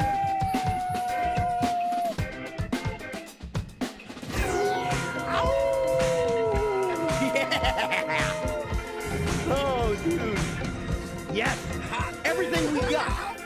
Every single moment. Every single day.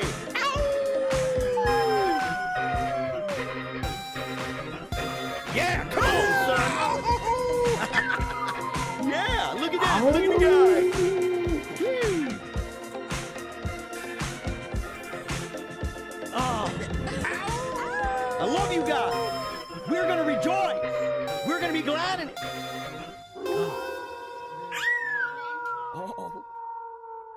Yeah, man. And that is my boy. And you know what's really cool, man? You want to know something that's like really, really, really cool? Well, I'll tell you something that's not cool is not being able to hear that song in my headphones. Not being able to hear the song. But I saw the images and I'm like, yeah. I'm so pumped up just seeing that little dude. I love Lou when he's doing his dance. Wop, wop, wop, wop. He's just doing his dance. I love it, man. I love that guy. What an amazing human being. What an amazing human being. You know, but the thing is, every single day, right? Not only seeing that, but upstairs, I can hear howling. I can hear it, and I'm so happy. In fact, when I get ready for the show, I can hear it. You know, my boy is sitting there, and he's just howling it up, dude. He's having a really, really, really great time. A really great time. And I'm so grateful for my son. I'm so grateful for all of my kids, each and every one of them. And if you have not seen them, they were at the end of yesterday's show. So, all right, well, I was going to show this. I may have to just skip over videos, man. Okay. Yeah, all right. Don't punish your child by taking away their online games away. Log onto their games and get them banned. That would be a funny one. I don't know why that was in there. Yes, never give up. Go over, go under, go around, or go through. Okay? I like this picture, by the way. But never, ever, ever give up. And that's, you know, I'm so happy that we do that part of the show every day. That we howl at the sun. That we resolve, right? We resolve deep inside. It's one of those things, man, because there's days I wake up and I'm bummed out. There's days I wake up like today, I feel flighty, you know? I feel like I'm not altogether there. I pulled a muscle in my back earlier. Pulled a muscle. I got cervical ribs. It's a really rare condition. I've got 2 extra ribs, in fact. So I've got cervical ribs. And, you know, I was taking my cold shower, doing my Wim Hof stuff, taking the cold shower. I get in there. And as soon as that cold water hit the base of my neck, all of a sudden it was just like, boom. Just clenched up real bad, and I pulled it, literally taking a shower. How stupid is that, right? And so I've been off my game ever since. Come downstairs, and my internet's all flighty. It gets down to 0. It gets down to 0. There's none. Everything goes off. There's no audio. There's no video. There's no nothing. And I'm so bummed, and I'm so upset. In the moment, too, by the way. In the moment. And yet I sit there, and I say, not only am I resolved deep inside from even before the show begins, that I'm going to give it my darndest every single day. But then I know that this is coming up. I know that we are going to howl together. I know we're going to jam out. We're going to drink coffee straight to the dome. We're going to be pumped up about life. We're going to resolve to give it our best. And I know that. And that actually helps me every day. And I sincerely hope that it helps you too. All right. Now on to some serious business. And dude, we are way over time. And we're going to talk about some family matters at the end. So we're going to blow through some of this. Breaking. After denying that they had ever seen Seth Rich's laptop, the FBI now admits to my attorneys that they have the laptop and are in the middle of extracting files and information developing. By the way, this is one of the many reasons it's like the FBI gives me more and more reasons all the time to literally hate their guts. I don't even play that stupid game anymore of saying like, well, it's a few bad apples. You know, all the guys I know in the FBI, those are upstanding folks. They love America. They're patriots. Bull crap, they're patriots. Where are the whistleblowers, man? Where are all the FBI whistleblowers? Where are the people? Because we've seen so much crap come out of the FBI. Tons of it. We've seen tons of it. You know, going way before 2016. Way before that. But you look at 2016 and you go, oh, wow, that's really cute. So you have a Crossfire Hurricane. You have Crossfire Hurricane going on. And they're like, oh, yeah, we're spying on tons of people. The FISA applications that were just through the roof. Through the roof. So astounding that one of the judges had to say, look, this is wicked bad. Always begging for people not to see it. Always saying, well, people won't trust us if they know the truth. Well, ain't that a thing? I don't trust you because you say that. Imagine if marriages work that way. You find out that a husband is in there cheating on his wife like crazy. Every day, all day long, doing terrible, wicked things. Doing terrible, wicked things. And somebody's like, well, hey, you know, there's evidence that you are, you know, doing some nefarious crap. doing some nefarious crap. And he goes, look, if you told the truth, then she wouldn't trust me anymore. And if she doesn't trust me, then the marriage won't work. And I say, then stop doing the adultery crap. Because you're not trustworthy, man. The FBI, not trust. I'm so sorry to say. At what point do we get to the place where we finally just say, we don't trust you? We don't trust you. You're a wigwam of lies. And yes, they denied. For those who don't know, Seth Rich worked at the what was it, DNC, Hillary Clinton campaign stuff. Ends up getting popped in the back of the head, execution style, in front of his house. The police said it was a botched robbery. Oh, botched robbery. There's no video evidence of this, apparently. Nothing was stolen. That's kind of an amazing way to have that, it sounds mob-esque, actually. It sounds almost like a hit. In fact, it looked, for all intents and purposes, it looked like a hit. There's no evidence that there was any kind of issue or any kind of scuffle. It was walk up, blam, blam, dead, walk away. He's also the one, by the way, that Julian Assange, in an interview, mentioned as kind of an aside that, hey, we've heard, kind of thing, that Seth Rich, maybe, people like Seth Rich may be involved in this sort of thing about the leaks, about the Podesta emails, the DNC stuff, and Seth Rich would have been in a place to do that, in fact. But the FBI for years has been saying, no, we don't have any laptop. We don't have any laptop at all. And come to find out, oh, look at that. They did. Oh, and now they're in the middle of extracting files. Isn't that kind of funny? Why not do that for years, man? What have you been doing? What have you been doing? Nothing. Nothing. It's unbelievable.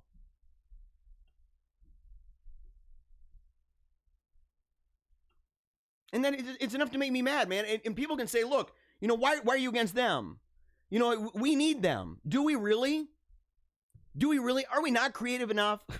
Do we not have the ability to put in place measures that ensure that we don't have this kind of crap with them? Is that possible, by the way?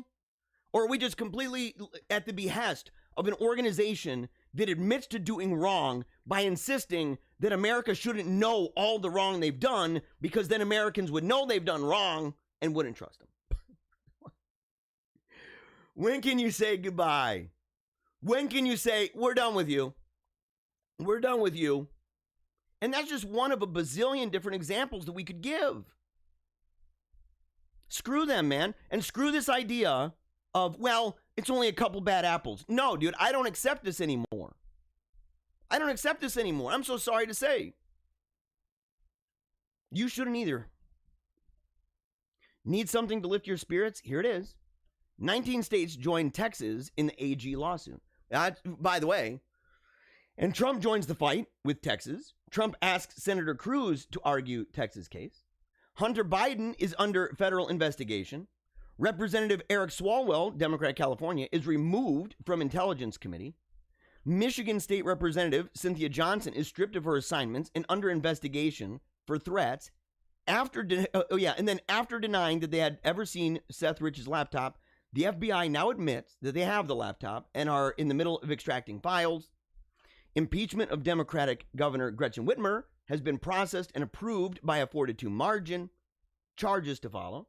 The Federal Trade Commission and a coalition of attorneys general from 48 states and territories filed 2 separate antitrust lawsuits against Facebook. The suits targeted 2 of Facebook's major acquisitions, Instagram and WhatsApp. And Simon Parks says the Dominion CEO, John Poulos, has been subpoenaed to appear. And there's more. So you can look at it and say, look, I know these are perilous and tumultuous times.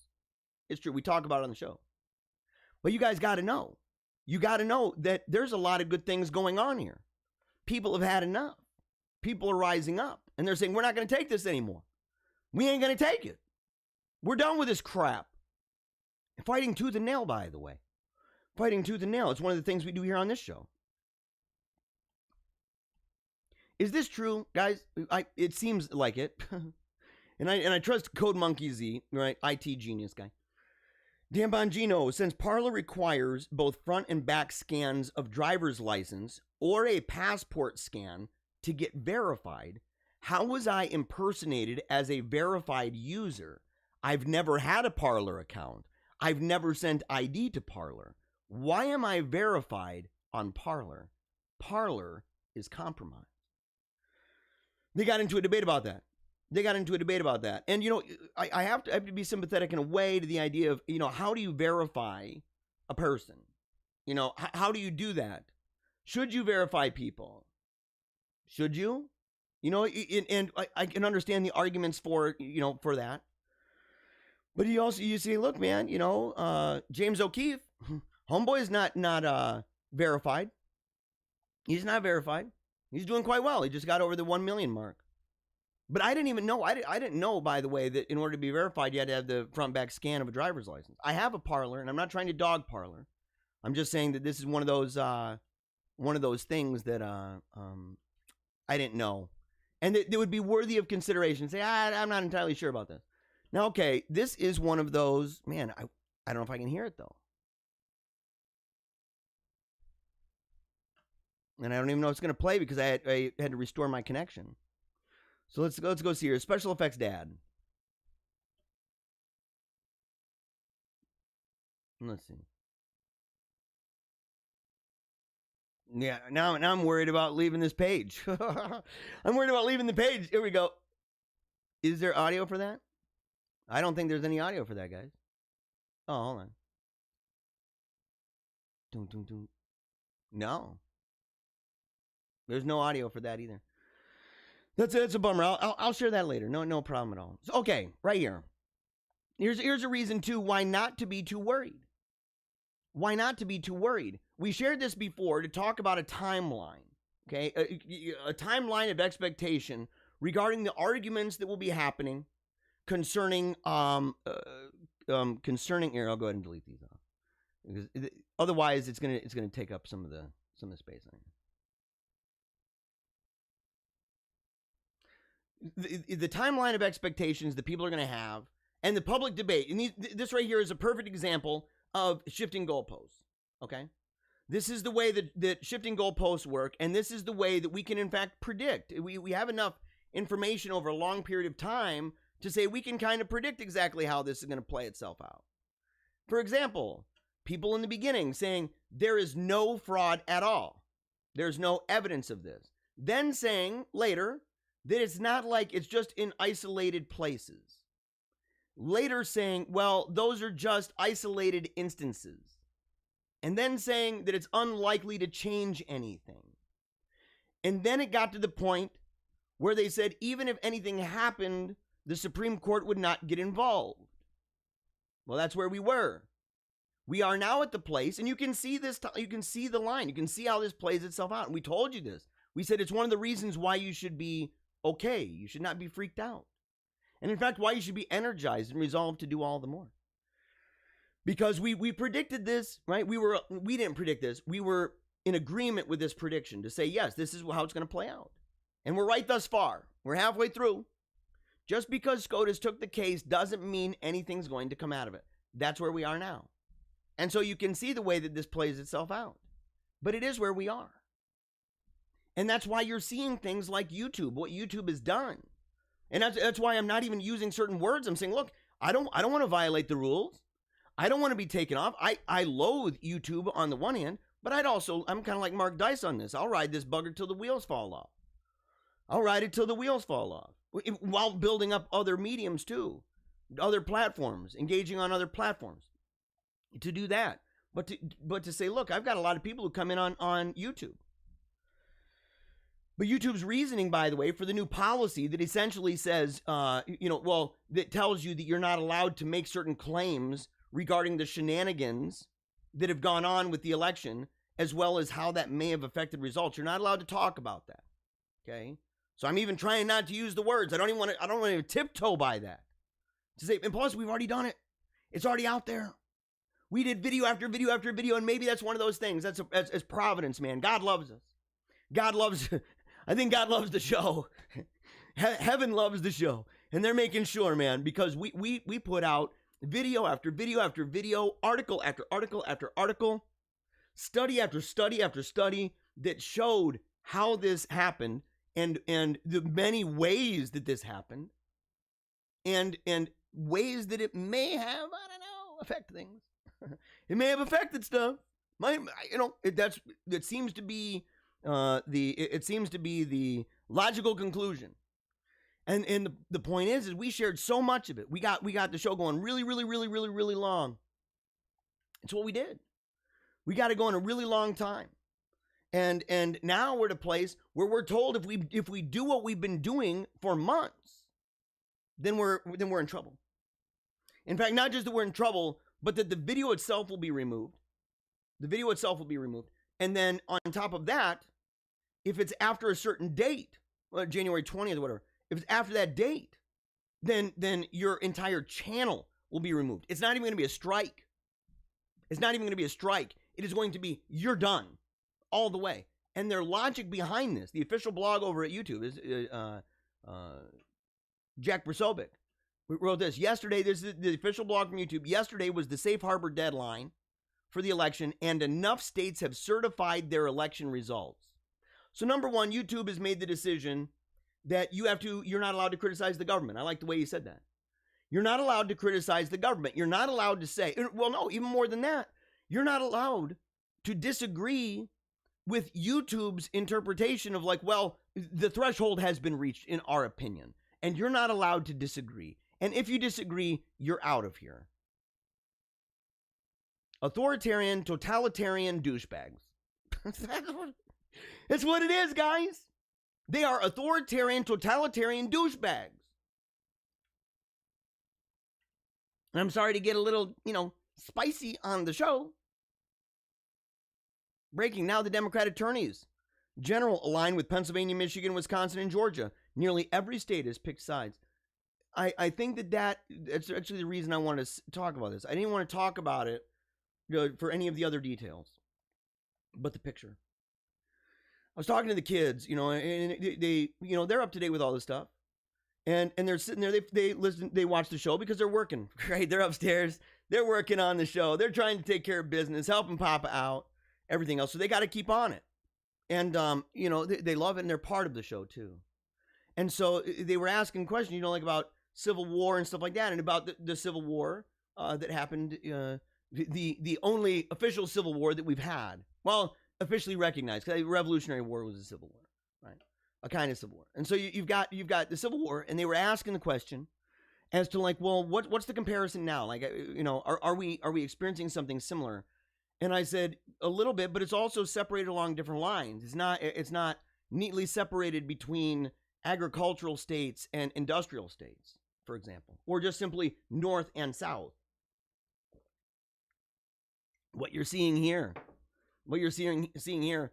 is a sandwich. It's a sandwich. And it's funny because that's actually one of the theories about the Middle American radicals. It's one of the models where they talk about paleoconservative theorists in the past and people who believe in kind of a new nationalism, that they talk about this sandwich theory about how the Democrats use as political tools and weapons the people in the upper class and the people, the poor, and specifically poor who are also minorities. And so, and the middle class is affected and kind of squished in that. And it's interesting to talk about this and to say the middle class as well as that it's middle America. This really, what you're seeing here really is middle American radicals. And some of it is not exactly true. And they're not entirely blue or entirely red, stuff like that. But you're seeing this. You're seeing that it's a coastal affair, which is especially problematic, by the way. That'd be really problematic, in a situation where if it got really hot, you're dealing with states that have these coasts, and so they're going to have Navy bases and other things, and it'd be really crazy. And so, but I wanted you to see it. I wanted you to witness how this is breaking down and really start to think about the idea that middle American radicals, with their middle class ideas and their middle class values, and the way that they've been sandwiched between in fact, the demographics of and the politics of the coasts for many years, that we are in fact seeing this visually. We're seeing this visually by the way that it's breaking down with where the attorneys general are siding with the case that is currently going. It's a major time case, and we're excited to see where it goes. But I wanted you to see it and tell me what you think, because it's much different. It's not the same, man. It's not the same as the breakdown in the division that happened in the 1800s. Not the same, and yet we can see, and that's got its own benefits in a way where it says, look, benefits that say it would be less likely that we would end up being in a hot conflict. And yet at the same time, it has, has negative consequences too, because it is a seeming indication that we are extraordinarily divided in a way that was predictable, and in a way that is arguably irreversible. I've said that for a long time about worldviews and how the worldviews play out. So okay, we're gonna go ahead and play this again. I cannot hear this, and man, it's really, really bumming me out too, by the way. And I've got to have a way. Let's see here. Hold on, preferences. I'm going to see, by the way, audio, mic audio, hearing it, audio capture. Let's see here. Let's see if this goes that plays it. Because if it doesn't, then I'm going to have to figure this out here. We're gonna see if this works.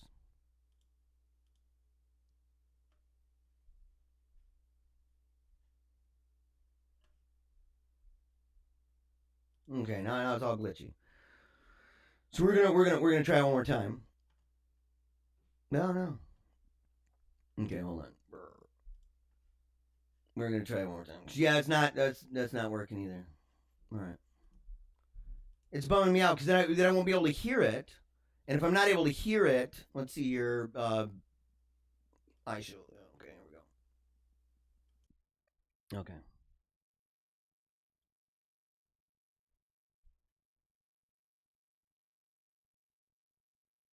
And that's not playing either. Oh, that's really bumming me out, man. That's really bumming me out because you wouldn't be able to hear that. And I want you to be able to hear because it's really good. I mean, it's one of these things you have to be able to hear it. Let's see if we can get it into like 4. No. I show audio. Yeah. So okay, we'll have to save that for tomorrow. I'm really sorry that we're having these difficulties, guys. I truly apologize. And that's not good, man, because now I'm sitting there and I'm thinking like, dude, I want to be able to hear this, and you guys won't even be able to hear this, it's especially worrisome. It's especially worrisome. Let's see, it'd be mic 2. Let's see here, mic audio 2. Yeah, that's. Oh. Okay.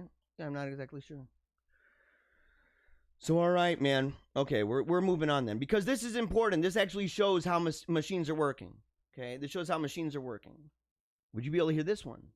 Dude, no. This is bad. This is really bad. Hold on.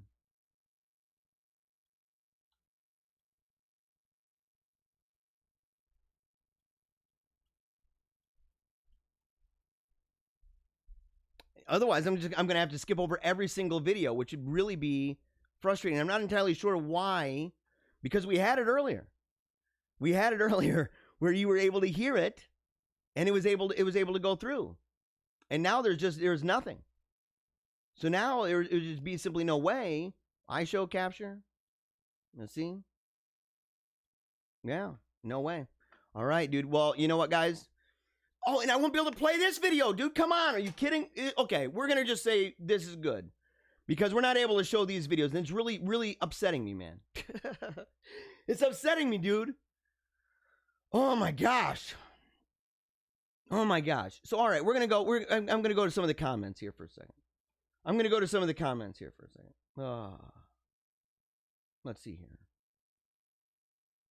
Okay, so people are asking if I've listened to Daft Punk, for example. I've listened before to Daft Punk, and that's by King of Kings. Yeah. Anyone like listening to them? I like listening to some of their stuff. Rachel Marcaro. Is it Marcaro, by the way? Yeah, she says, sorry, she's late. Look, you're okay. She said she likes modern gospel like Kirk Franklin and Sister Sister. I have seen Kirk Franklin. Is Sister Sister, are they, okay, correct me if I'm wrong, because I don't listen to a lot of modern gospel, to be frank with you. Are they the Sister Sister from the shows? Or do they do singing now like that? And I'm being serious about that. I'm not trying to be, the twins. Did they have a show called Sister Sister? Didn't they have a show called that? I don't know exactly. Let's see here. Let's see here. Do. Okay.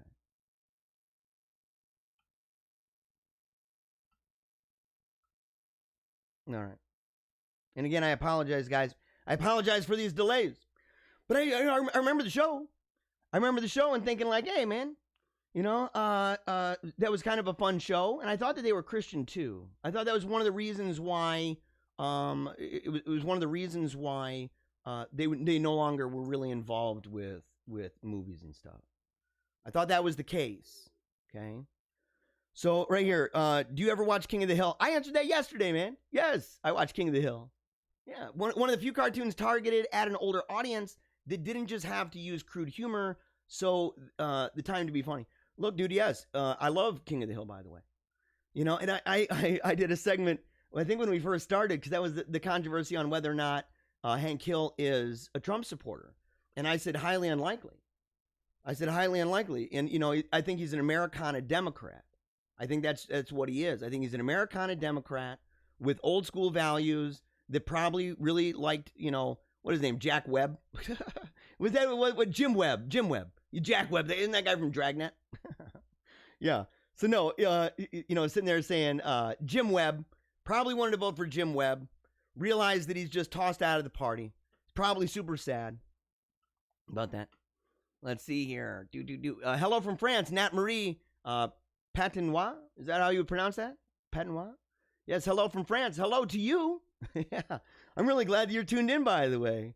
Matt says, I need more vacation days. Are you listening, by the way? Are you still on vacation? Are you still on vacation, or are you back at work now? What's going on with that? Let's see. I've got coffee in my mug. Straight. Straight coffee. Okay, yep. Very, very, very good. Very, very, very good. Villain Trettenmirth Jackdaw says, if you could interview anybody, who would it be, excluding Pope Francis? Oh boy. Who would I interview if I could interview anybody? Probably Donald Trump. I would love to interview Donald Trump. I would, it'd be a fantastic thing.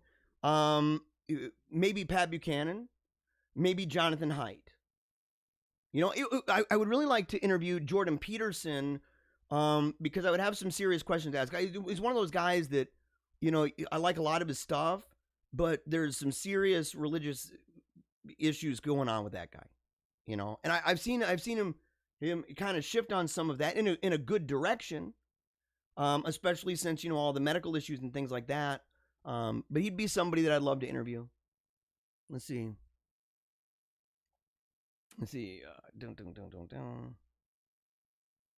Hugh says, used to think the possibility of civil war was very decent, but things are really, really kicking off. Inauguration day is going to be interesting. Yeah, I agree with you on that. I totally agree with you on that. This is kind of a fight to the finish, man, isn't it? It's a fight for our lives, isn't it? Let's see. Yeah, distant. Okay, yeah, not very decent. You're like, it's a decent thing. You thought that civil war was distant. Yeah, I've been saying that. I've been on the, one of those guys that I don't like to hype that up. I don't want to play that game either of like the martial law thing. In fact, I thought there was a really great debate that went on, including David Knight from over at InfoWars, because he thinks that's insane. He thinks that's not only wrong, but that it's kind of crazy, the idea of that. Because I know people that are like, even General Flynn. Even General Flynn, man, he's one of those guys. He's like, look, I think that Trump needs to do this. And maybe, there might be reason and just cause for this, but I don't think that most people, most normies in the world are really thinking that through. I don't think that they really understand what that means. They'd have no clue what to do, by the way. No clue. Yeah. Let's see here. And by the way, Seth Rich's parents just won a suit against Fox News. Yeah, it's interesting, man, because there's there's a lot of crap going on with this. And what was, remind me again, what was the exact detail of the lawsuit? What was the exact detail of that? All right. Yeah, humongous. I didn't realize SCOTUS took the case. What was the one they rejected recently? A Pennsylvania one. There are different cases that are going to rise up, and what made it interesting, and this is the way that a lot of these cases are playing out. And they're not all Trump cases, by the way. A lot of these is just kind of everything being thrown at the wall, and in fact by a lot of people who may not have standing. And one of the techniques that we're seeing are judges are saying things like, well, we have to drop this because it was proposed before the election, and or maybe sometimes even the same judges that we got to toss this one because it was after the election, and it's like a lose-lose all the time. There's nothing you can do. There's nothing you can do to satisfy this. So it's good that there's kind of a scattered approach to this. On the other hand, when a state is suing another state, that is a big deal. And when multiple states join in, that is a huge deal. When a senator like Ted Cruz is willing to accept a case, and the president of the United States accepts the senator to do this, and he's been before the Supreme Court before, by the way. He's argued before the Supreme Court. So he's now part of that process. Once it reaches, that's like a critical mass. I mean, who's going to resolve this? Who's going to resolve this? Who's the most trustworthy politician in history? Ones that are probably not politicians very long. I don't know. You want a specific name? You want a specific name? You go back and like, oh, who's the most trustworthy one? I don't know. I know a lot of people would say the founders, but I mean, look, they were kind of sly, kind of shady with stuff. I mean, and maybe they had to be, but at the same time, there's a Freemason connection with a lot of that, and I don't de-emphasize that. I don't try to play that down. There's a really great section of a book. The book is called Political Polytheism, and the segment is like the Philadelphia conspiracy or something like that. And the Philadelphia conspiracy is by Dr. Gary North, and he talks about the religious worldview, or the education, the religious upbringing and training of significant Federalists, right? And also the Anti-Federalists. And so to be against this, right, and to say, look, we are definitely not. A lot of modern people don't really understand the background, the intellectual and spiritual backdrop to a lot of the founding fathers. And take for example this. A lot of the idea when they say, well, the founders came out and said you can have a republic if you can keep it, that kind of a thing. They did that being asked by the press when they came out of a building where the press was simply not allowed. The place ended up filling up with flies. It was grotesque. I'm dead serious about this. It was so overwhelmed with flies, the whole place. And then they took the notes and said they got to be kept secret.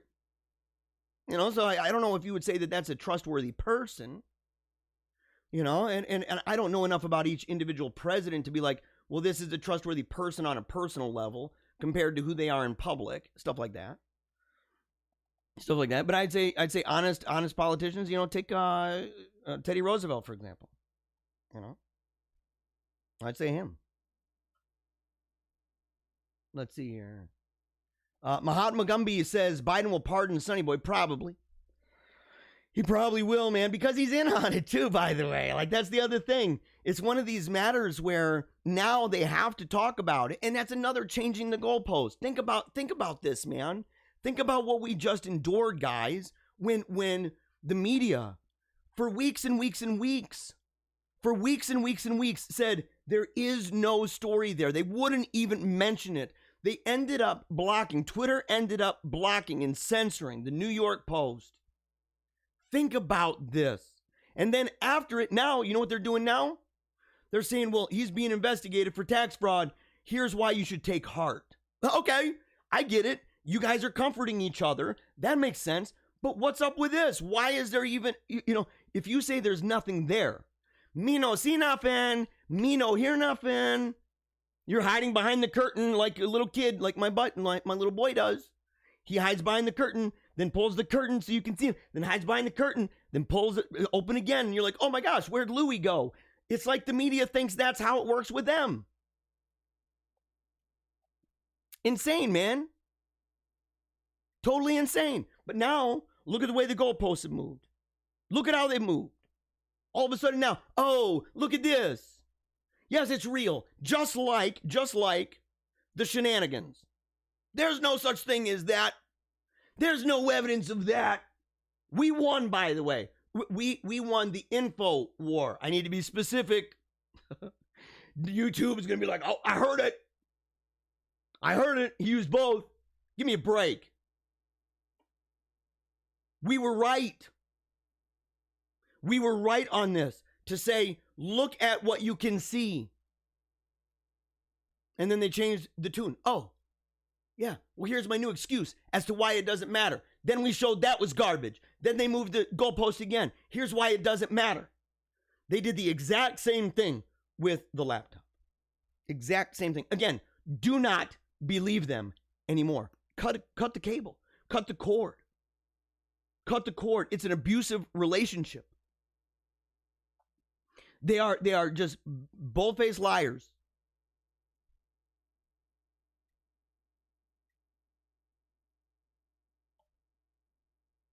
CF says, Catholic playlist, great contemporary Christian, but artists tend to be real left, pro-Vatican II.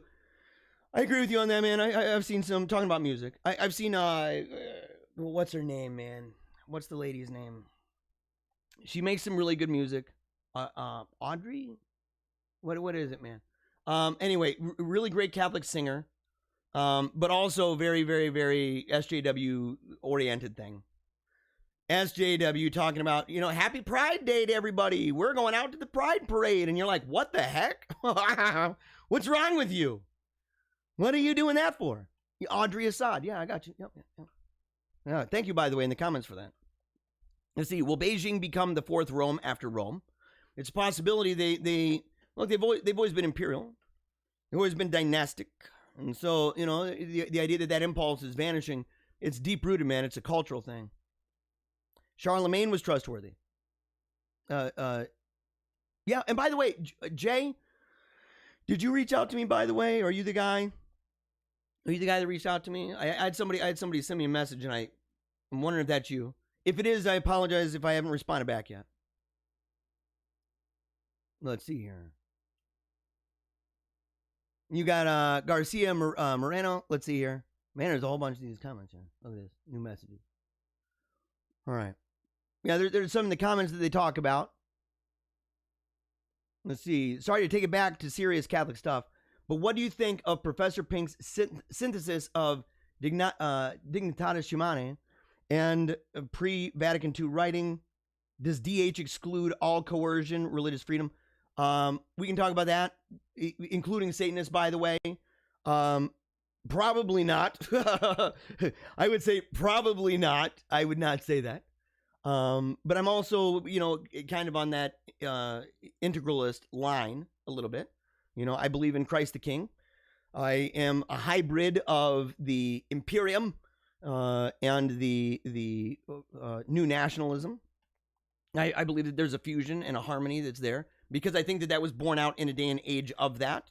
And the mistakes that were made with the empire before being to gobble this up and everything, that I think that it would be better and more productive, and in fact, more in line with the development of Catholic social teaching if it was that fusion of new nationalism and the imperial conquest of Jesus Christ and his church. Let's see here. What do I think of the Vigano-Trump catacon theory? What is that? What do you mean by that? Trump equals catacon. I don't know what you mean. I'm not sure. The temporal sword protecting the church, perhaps similar to. Oh yeah, I've said that for a long time. Yeah. That I don't have this idea, right? That Trump is a this super devout guy, that he's sitting around reading his Bible all the time in his downtime. I don't have that idea at all, like just none. And so, it's one of these things where I say, but the utility of men who are not necessarily the best men. And in fact, that over time, even those men, take Nebuchadnezzar, for example. Take Constantine, for example. Take the founding, I would include the founding fathers, for example, and say that some of the things that they did, that it was providential, and not just providential in the way that everything is to one degree or another providential. It's under the all-seeing eye of God, and that he's not taken off guard by anything, and that all things will work according to his will, right? That sort of thing. But the idea that an active kind of involvement, to say that this is almost like a Kairos moment in time. Let's see here. Someone says, I think it's almost impossible to be a successful artist and not a leftist. But if by successful the idea is widely heralded by satanic pedophiles as an artist, you're totally right.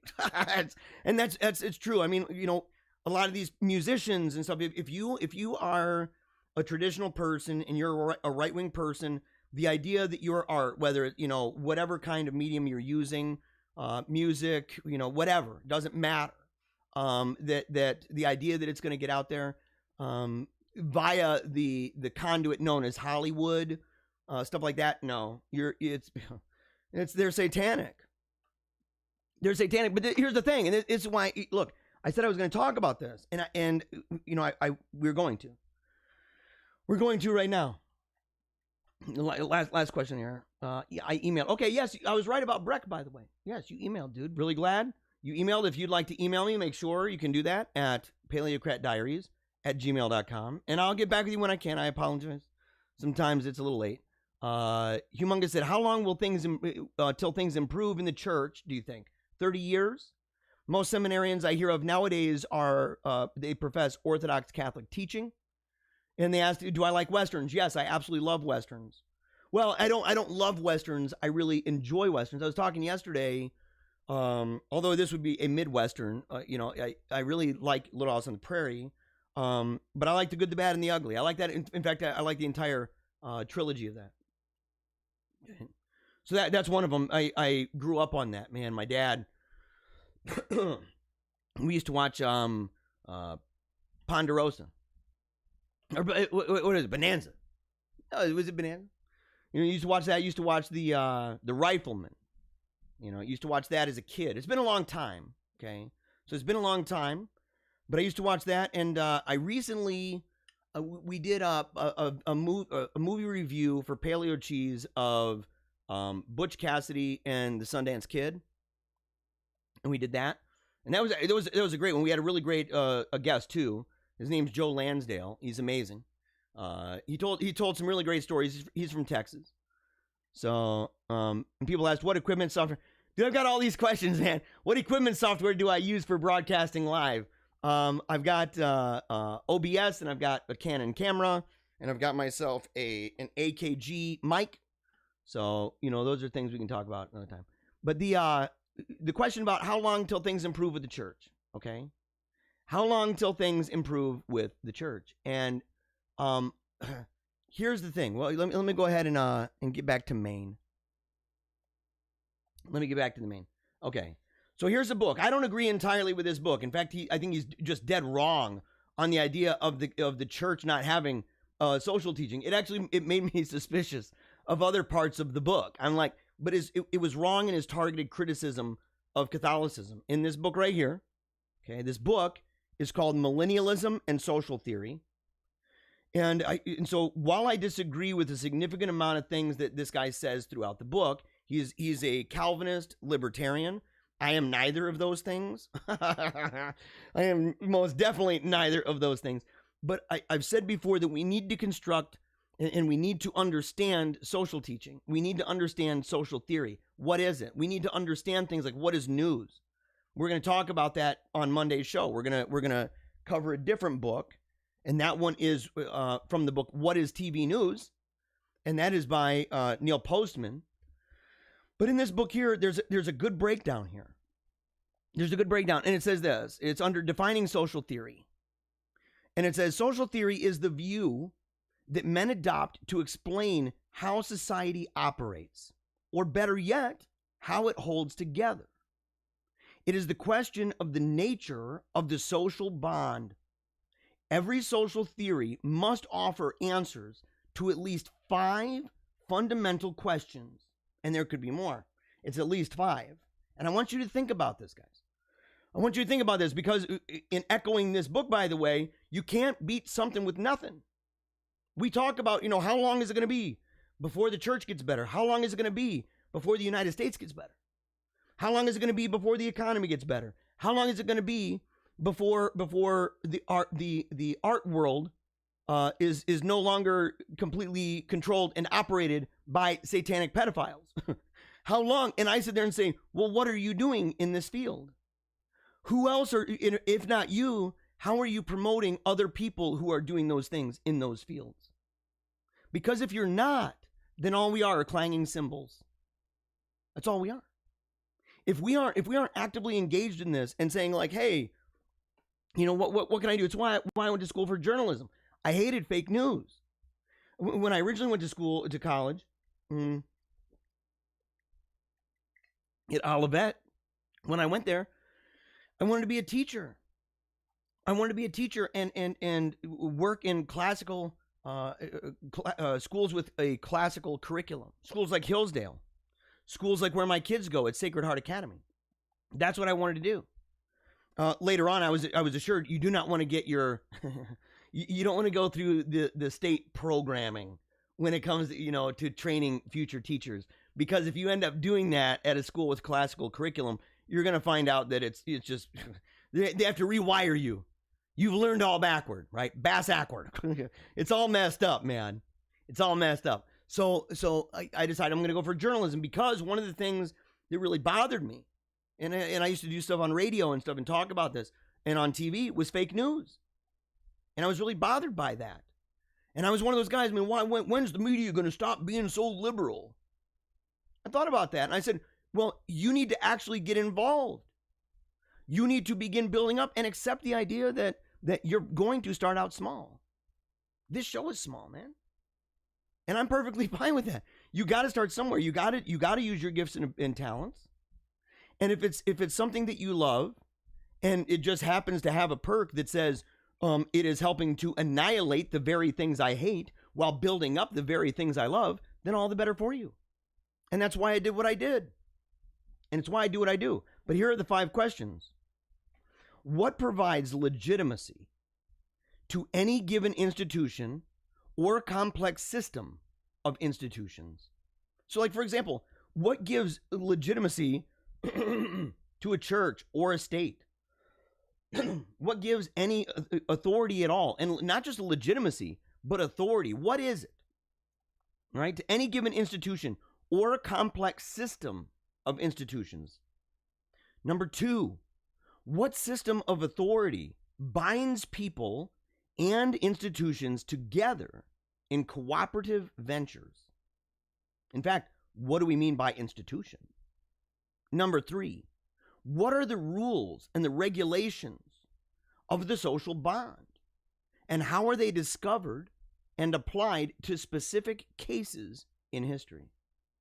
4, what are the sanctions that individuals and institutions legitimately bring against deviants and outsiders?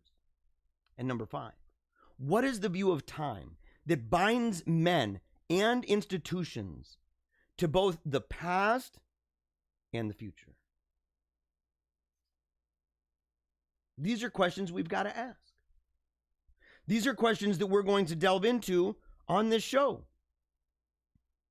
I'm just giving you a warning.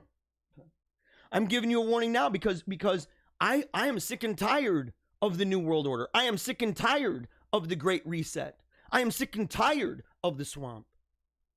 I loathe them with everything inside of me. I fight all the time, every single day. I give what I've got. But I sit there and I say, what am I swinging with? What's my weapon? Am I trying to beat something with nothing? If people say, well, yeah, look, I think the Great Reset sucks, but how would you solve problems X, Y, and Z? And if our only answer is, well, I ain't got one, but I wouldn't do that, then bye-bye. Bye-bye to you, lazy in the brain.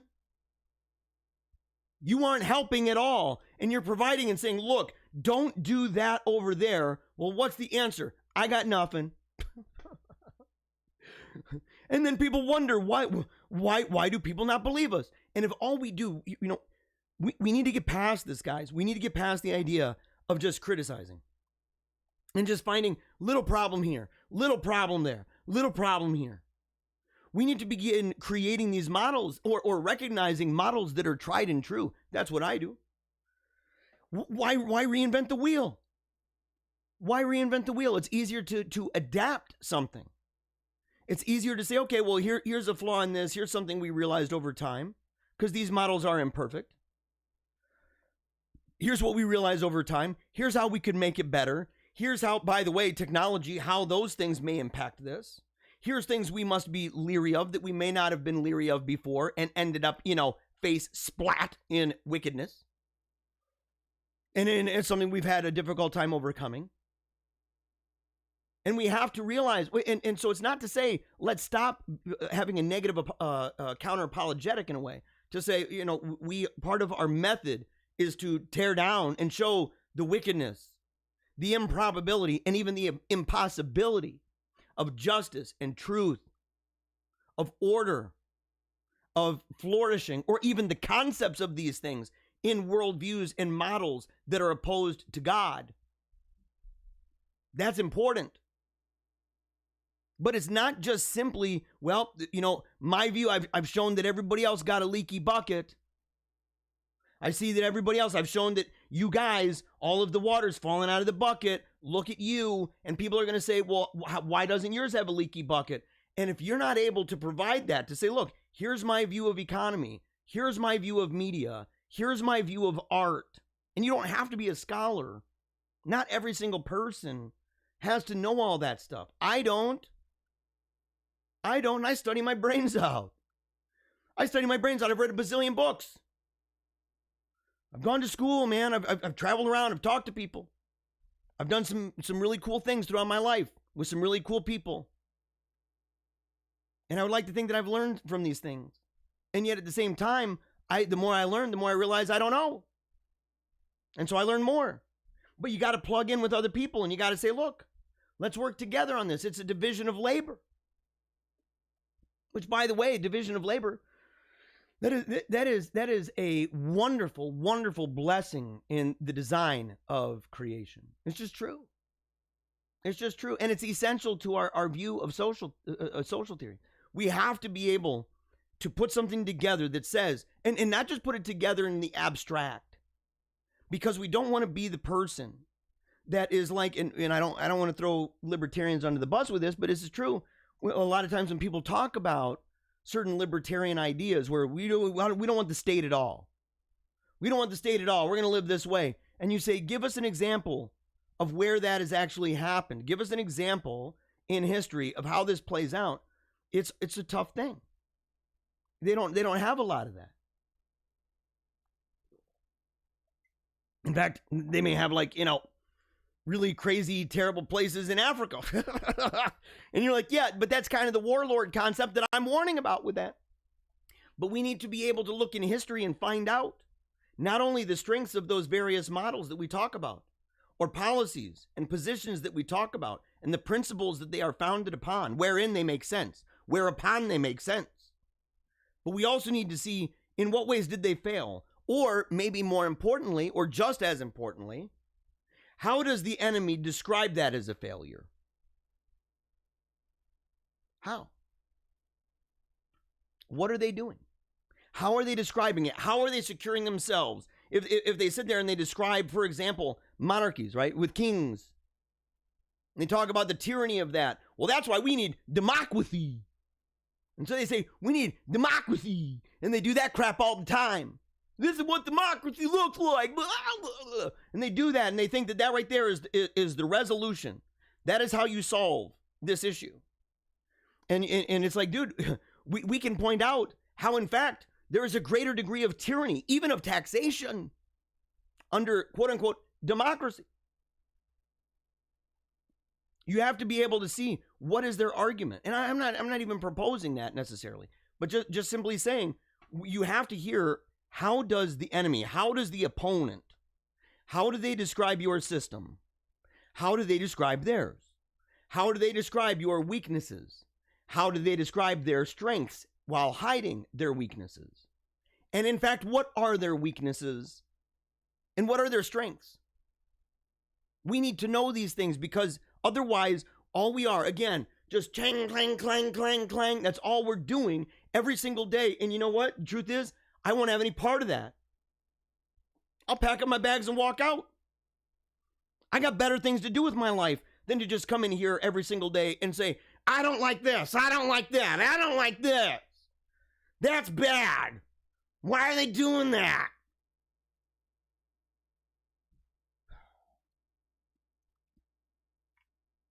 I won't do it.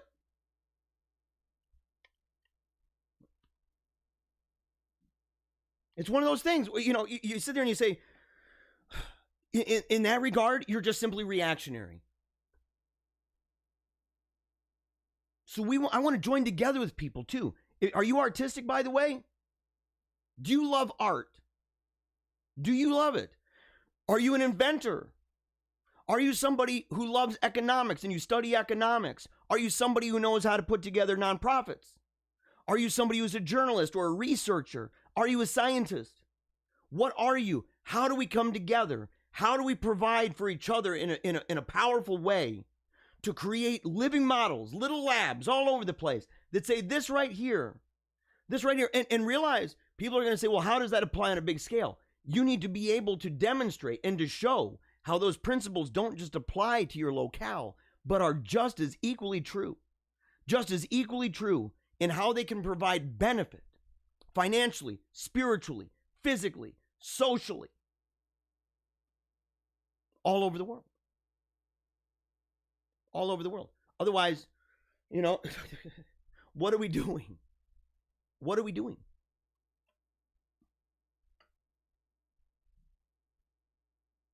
Because look, I've got a whole bunch of these things to say, like, you know, for example, the Trump admin refuses to lift its baseless restrictions. Here, you go ahead and put the circle back on here. Because I got a bunch of things I can point out and say, oh, well, what's that? And I do. It's part of what we do. And we have to point this out. But the idea of when they were saying, oh, no, there's no fetal tissue research being done that's playing into, you know, the coronavirus cure and stuff. That's a conspiracy theory. Remember that crap? Well, lo and behold, guess what we just found out? Guess what we just found out? Yes. Oh, just like that. You learned that abortionists do sell bodies. And vaccine manufacturers do use fetal tissue. Representative Diana DeGette. Trump admin refuses to lift its baseless restrictions on human fetal tissue research, which is preventing our nation's scientists from advancing studies to find treatments and cures for coronavirus. We're calling on HHS Secretary Azar to immediately lift these restrictions. But what are we doing? What are we doing to stop that? Are we just complaining? Vaccine passport apps. But I thought it was just a conspiracy theory. Again, this is another thing that they're going to show. And we'll show the video of this later. We have an issue with video today. But they were saying it's a conspiracy.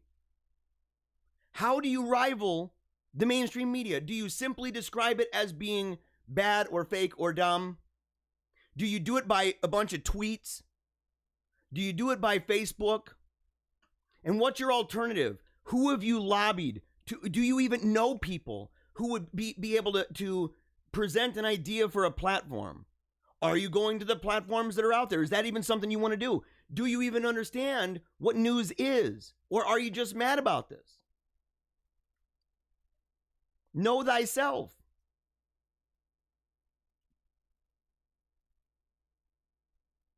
We could complain about the fact that actual footage of her getting the vaccine, this lady in Queensland, it wasn't sufficiently captured. Because apparently in the video where she's getting the vaccine, the cap is still on. It's like the old lady that they said was the first person to receive the vaccine, and she's the same lady with the same background in the same chair wearing the same clothes as a video from what, back in October? So what do you do? And maybe part of this, my goodness, pointing out the sly ways that the alternative and that the opposition, that they do what they do. What are we doing about this? A Maine high school football player commits suicide over coronavirus lockdown. He's not the only one, by the way.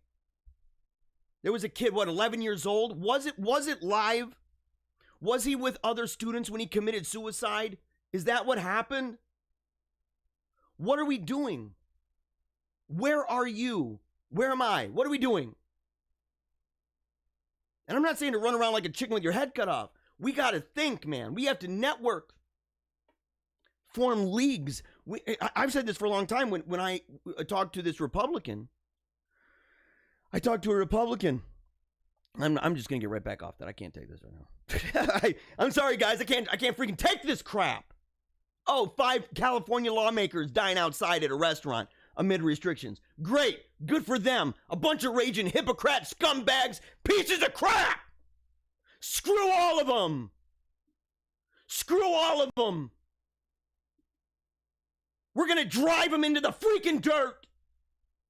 But more than that, we are going to erect an amazing alternative of civilization, a civilizational model that goes back, that develops upon the wisdom of the democracy of the dead and refuses to play the game of these grotesque hypocrites. I'm sick of it, guys.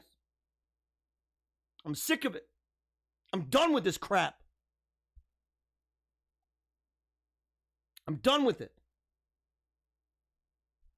I talked with a person in Michigan, right? She's a politician here in Michigan. Nice lady, in fact. Nice lady.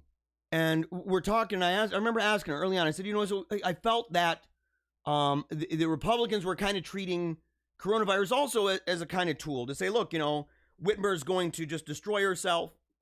And when she does, long-term benefit, it's a little Machiavellian. Maybe I was, not being very polite by insinuating what I was insinuating. But she replied, oh, no, that's why we've got a lawsuit. And I thought that's really important. The lawsuit's very important. And in fact, the lawsuit proved to be quite good. It did. It proved to be quite good. And by quite good, I mean that it said that what she did was wrong. But then what did she do? She ended up just kind of going a roundabout. And it brought me back. Because I said, I know that people would be super happy about the lawsuit and say, man, look, and they were sharing it around. Yes, it's over, it's over, it's over. And I said, no, it's not. And not only is it not over, because she's going to find a workaround for this. She's going to find it. But I said, more importantly, or just as important, I would contend more, because you'll understand, I'll explain, is that in the meantime, where were the calls, not only of our political leaders, to say we cannot actually survive if this is the case, and we need people to defy it, and not only defy it, but we need to work together with some of the biggest institutions in the state that are conservative, that are traditional, that are religious, that say, we aren't going to play this game and watch as everybody's losing their stinking job. We're not going to do this. And if people get in trouble, we form together massive networks that provide cover so that people can help you. People can help you to work. People can help you provide, that we can boost each other. I said, what are you doing in the meantime? And maybe all of those ideas are dumb, right? Maybe. How would they play out? And I said, my issue is not that you did a lawsuit.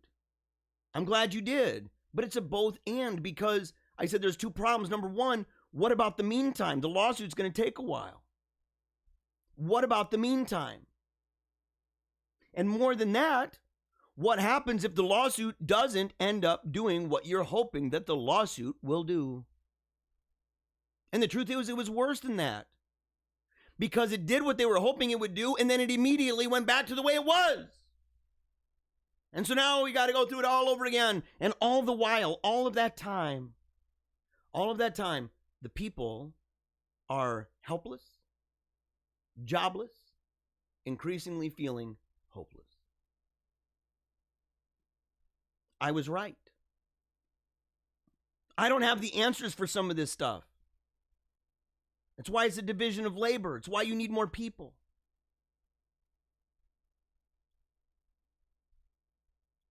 It's why you need more people. No, I'm not even going to do this. It's why you got to build like this. First thing, in a spiritual war, you must be spiritually fit. I'm sorry that I'm going way over my time. I said I was going to go 2 hours. I went 2 hours, I think, yesterday. Or the day before. But I don't even care right now. And I hope you don't either. I don't even care. Don't even care. We're going to keep talking, guys. So, in a spiritual war, you must be spiritually fit. You know, I said that we're waging the jihad on fat. Maybe I should call it the crusade on fat. Probably should, man. Probably should. You know, but I like one. I like doing that. I like doing that on the show. And I can't do that with the crusade, man. Can't do that with the crusade. And so, you know, but the thing is I talk about that, and maybe I've got everything backward. Maybe the idea is that we, you know, start with first things. So how about this? How about for this weekend and next week that we prepare ourselves for the idea that we are actually going to be aiming to be physically fit, that this is our aim. But why don't we start out the day, first thing, out of bed, not looking at our phone, not doing anything else, but actually getting on our knees or standing up if you have a bad back or something, you know, you got bad knees or whatever. But to get down in a proper posture and to pray. And to do the exact same thing when you go to bed, that you pray. And after you pray, don't touch that phone no more. Put it away. Turn it off. Let it die. Whatever. Doesn't matter. Leave it downstairs. Put it out in the car if you have to. But get it centered, guys. Because what we're talking here isn't just about losing weight. It's not just talking about the you know, doing a protest here, doing a protest there. We're talking about a big project. We are talking about the Great Commission. We're talking about the kingdom that has no end and subjecting all things, every single thing. Nothing gets away. Nothing. Subjecting it to the authority and the lordship of Jesus Christ. Period. I'm sorry, man. Some people are like, dude, you're getting kind of radical. I'm like, look, no, the situation is radical. The situation is radical. And I'm tired of screwing around. I'm so done. I'm tired of screwing around. You can see it in the way my house is. You can see it in the way that my belly shakes when I move around. You can see it in the way that my finances are all over the map and I'm not taking care of things, or that mail stacks up over time. Or my kids are spending more time on games than reading books, more time watching TV than sitting around and actually creating a piece of art. But it has to begin with God. It has to begin with prayer, or we're toast. And if you're anything like me, this is hard. We're resolving to do something way bigger than ourselves, something that's going to literally push us to the extreme. We have to rely on God. And we need to begin building like this. This is at our church. That altar rail was removed a long time ago. Now this is a new altar rail. But look at what's being done. And you see there's the little, what are they little horses? What do they call them? Hobby horse? There's a hobby horse, right? Hobby horse, right? And so taking that little bugger, move that, you can see the altar up in the front. It used to be in the back. You can see these kind of tall candles. I don't know if we can get it up here. Candle, you can see the bottoms, the base of the candles up on the top left. They're like gold. Okay, top left. You can see the ambo and the candles here. And if you look here on the floor, you can see there's a sheet over top of the altar. They are going to be moving that altar back where it belongs. That's where they're going to move it. That's where they're going to move it. And they've installed this altar rail. It's taken time, little bits at a time. But it's easier to destroy than it is to build up. It's easier when they took all that stuff down. I've seen pictures of what the church was like before. It was beautiful. It was awesome, man. And it all came down, brought down to the bare bones. And now it's being built back up. And as it's being built back up, it's taking seasons. We're having to make sacrifices. But when we return to this sanctuary and we see and we kneel at these rails to take communion, we will realize, look at the workers, by the way. These are some Johnny Q's. I don't know these people. They're everyday folks. And it would be easy to just look at the altar rails and say, I really like those altar rails. Thank God for these guys, by the way. Look at the materials that they have, the skill that they have. Think of how much went into that, and then realize that this is an example. To say, sometimes it's about first things first, putting barriers that say, this is a really important line that differentiates between here from there, or between this from that, or me from you, from us from you.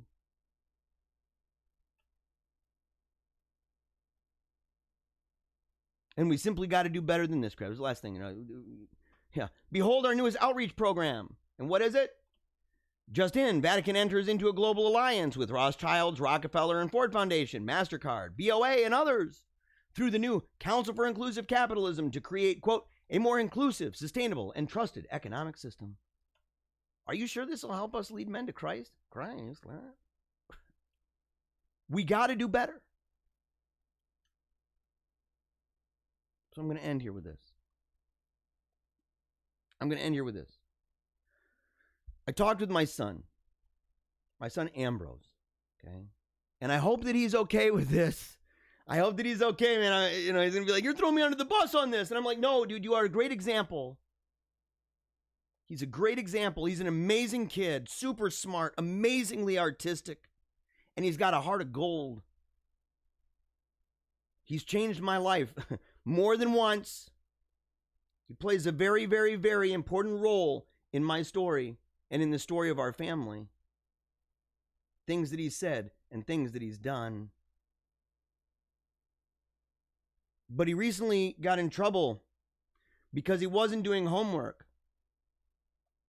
He was coming home and telling us that he didn't have any. And he was going to school and saying that he didn't have any time. Oops, I forgot it. So we knew that he was wrong on both scales. We also knew that we had allowed him to play games instead.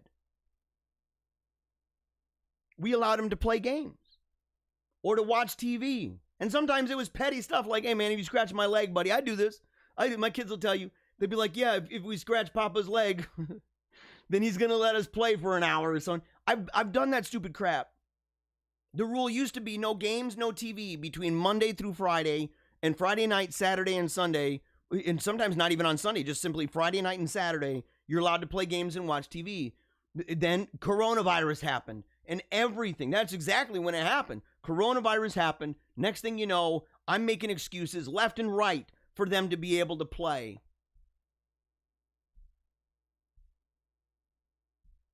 And it creates habits. And I'm not here to dog him because we talked for a long time about this. But the truth is, and this is a great book too, Future Men. There's a chapter in here. I've talked about future men before. I talked about the future of masculinity, and I did one on it's a podcast. You can hear it over at my YouTube channel. Okay, youtube.com/Paleocrat. I think I did one on raising future leaders. But it says right here, and I want you to think about this, not just as a parent, because you may be watching this and not be a parent, but to think of it for your own life too. One of the central duties parents have with regard to their boys is the duty of teaching and instilling what used to be called a work ethic. We were created for work. But when sin entered, God in his wisdom saw that thorns and thistles were now needed because sinners do not do well living on Big Rock Candy Mountain. He needs to know, your child and you, what it is like to be exhausted, to have calluses on your hands, and to work when our bodies do not want to anymore. You hear sometimes, why is the other guy so lucky? I struggle with this too. I struggled with this back when my sister was really good at doing tests. She didn't even need to study. And I'm the guy that was like, well, I need to study for hours, and I'm still getting, B's and C's and stuff when I was young. But why is the other guy always so lucky? The answer is that everything comes to the one who hustles while he waits. A boy who is allowed to drift downward into this sin is also being prepared for a life of poverty. For example, from Proverbs it says this, go to the ant, thou sluggard, consider her ways and be wise, which, having no guide, overseer, or ruler, provideth her meat in the summer, and gathereth her food in the harvest. How long wilt thou sleep, O sluggard? When wilt thou arise of thy sleep? Yet a little sleep, a little slumber, and a little folding of the hands to sleep, so that thy poverty come as one that travaileth, that traveleth, and thy want as an armed man.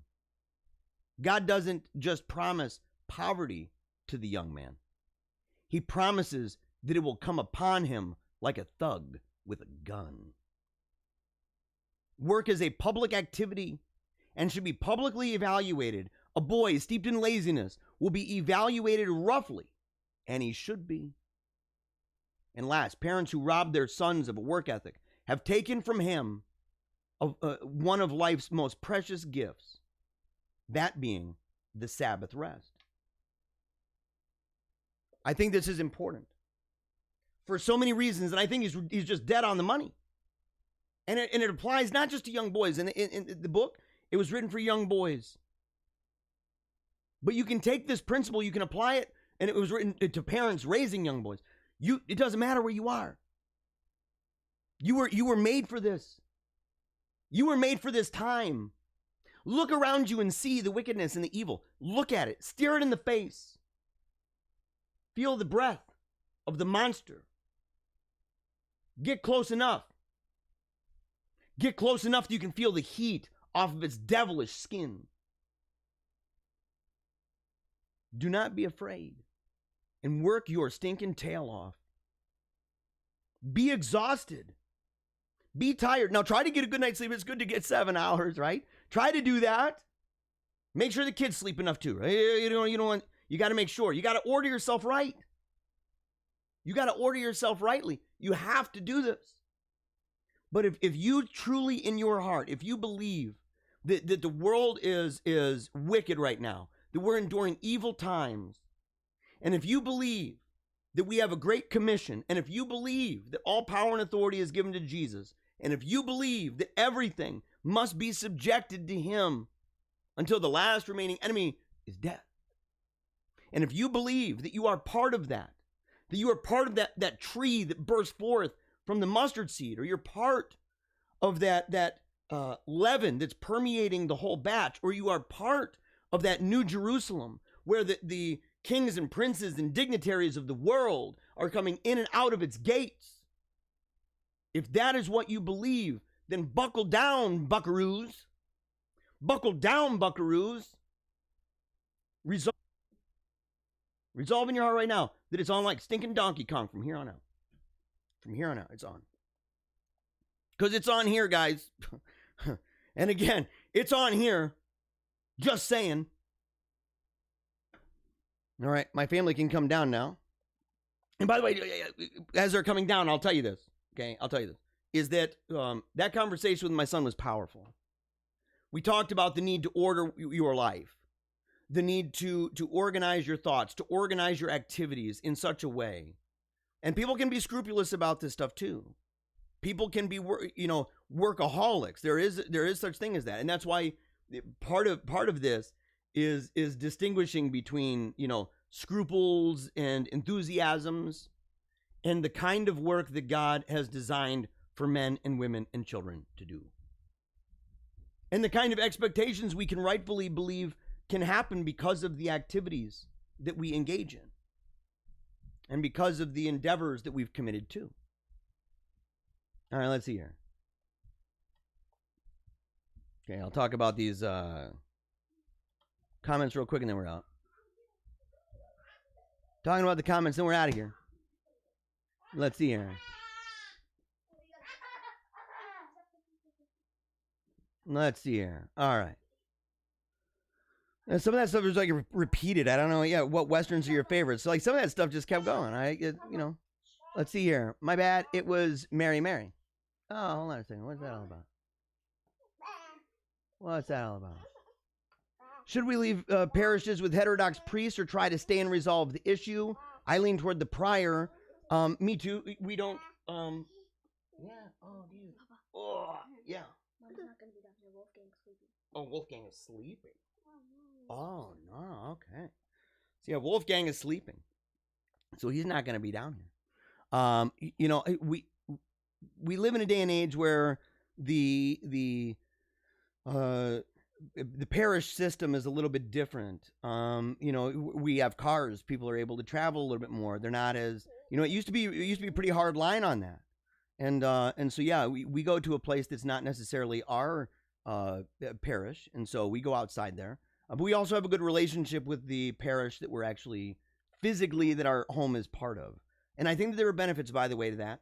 And I think that there's a good argument to be made that if people do start going to places that are, led by purely Orthodox priests and stuff like that, and parishes that are what they prefer, then you're going to end up, just by the nature of that design, you're going to inevitably be giving the vast majority of them exclusively over to those that you disagree with. And there would be no leaven at all. You'd just be like, there's all the leaven come to this batch and all the leaven over here. And I don't know. I'd like to hear debates, because I think there's arguments on both sides of that.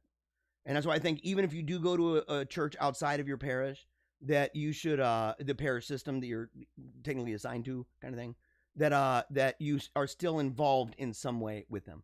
All right, let's see here. It's hard to start out with media stuff, especially when the media platforms have so much control. I agree with you, which is why I think that we need to be willing, number one, to accept small beginnings. We need to be able to say, look, am I going to be making tons of money out of this? Here, buddy, you stay with me.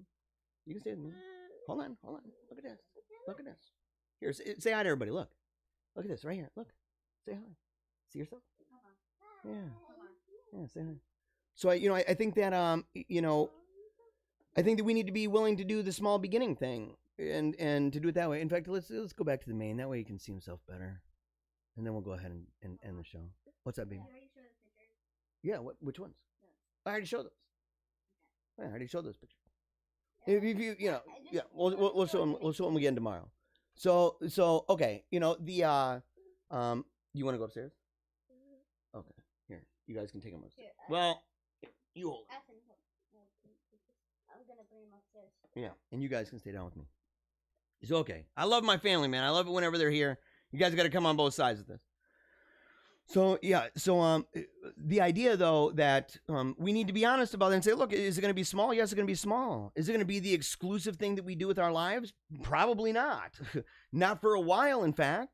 But we also need to recognize that sometimes, you know, like it's like, well, I would love to have my articles in, you know, big time magazines, but the big time magazines are all really bad. Well, then we need to be okay with being in smaller time magazines and to be part of that community that helps to build those smaller time magazines, and to be okay with the idea that we may live and die with that magazine, in fact, remaining small.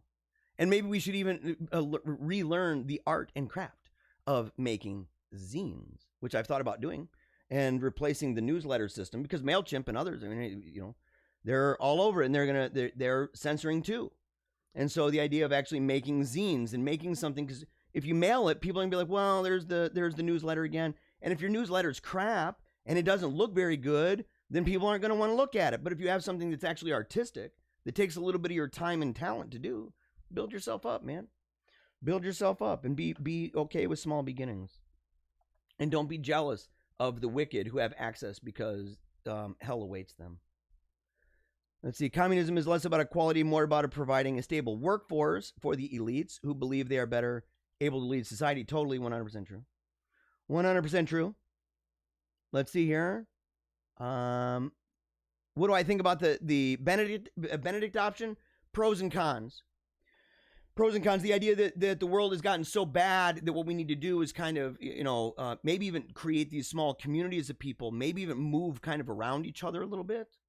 I've got the book here. I've heard him speak about it, Rod Dreher. I've heard him speak about it. But I'm one of those, you know, I'm an incrementalist in that regard, right? That I say, look, we need to engage, not a disengage. And he would contend that's not really disengaging. He would say it's separating, but not disengaging. And I would say, well, I understand that, but I think we need to do this in the midst of the world. I think we need to do this in the place where we go in and we are the leaven that is working through this batch, and not just saying, again, like the Paris example that I gave earlier. I think that the underlying principles of what I was saying, I think that those are things that can apply in part and to a degree with the conversation about the Benedict option. Art shapes culture. Catholics have lost the artwork. Dude, totally. And that's the thing. It drives me nuts. And I think a lot of it is because so many Catholic people have this weird view of art that's really kind of, in a way, Protestant. I don't mean to dog Protestants. A lot of Protestants watch the show, but you look at art and music, and they say, well, that's not a Christian song, or that's not sacred music. That's not good. And I'm like, you don't even know how modern that is. That statement, like, that's like it's so LARPy. And they're all tratty people. It's so LARPy, dude, when they talk that way. And it's like they treat it like if you're going to draw a picture, it better have a crucifix in it, or it's not glorifying the Lord. And I'm like, that's a garbage theory of art and music. It's just garbage. And I know people like this, and that's good for creating a structure that is Christian music, and they'll go and listen to it because of the Christian lyrics, but all the while not even realize just how messed up that culture actually is. I know this not only because I've worked within that system. I worked as a DJ for a long time, but on top of that, I've known people who've been in bands. I've known people who've had their music stolen, just straight up robbed. Verifiably true, including, by the way, the Newsboys. The Newsboys. And everybody goes and they watch the Newsboys on God's Not Dead. Man, yeah, the Newsboys. Oh man, God's Not Dead. The Newsboys are dope. And all the while, they don't even realize that the Newsboys are involved in some wicked junk, taking a bunch of really great music by young guys that put that music together. And I happen to know them, and it's verifiably true. Verifiably true. In fact, it's not even just true. You can't dispute it. Period.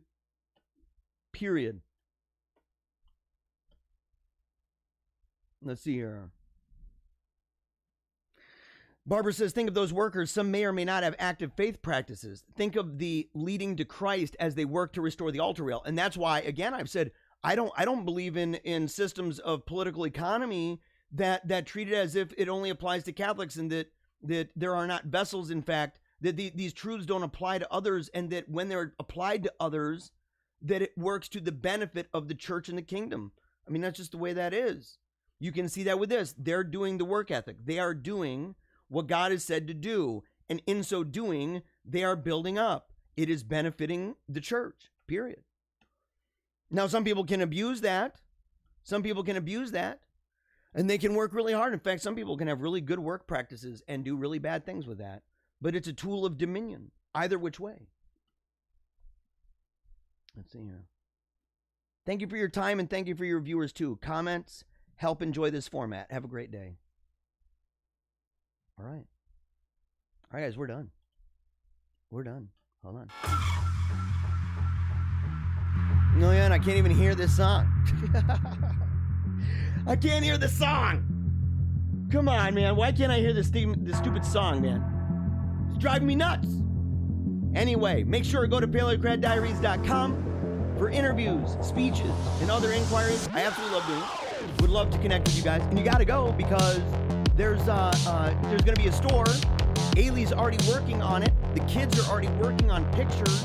They're super duper dope. In fact, grab them right now and put them over my shoulders. Here we go. Here we go. So we've got some pictures here. We've got some pictures here that the kids are going to have on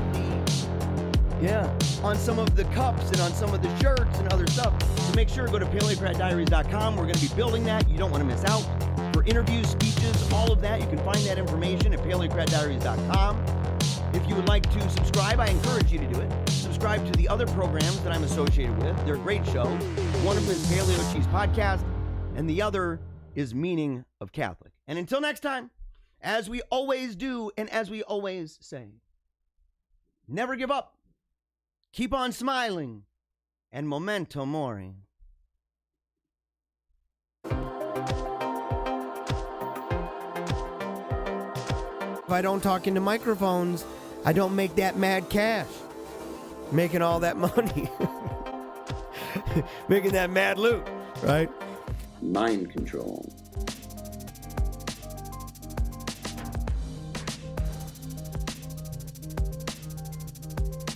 So we see the minority elite imposing their ideology on an unwilling and resentful populace.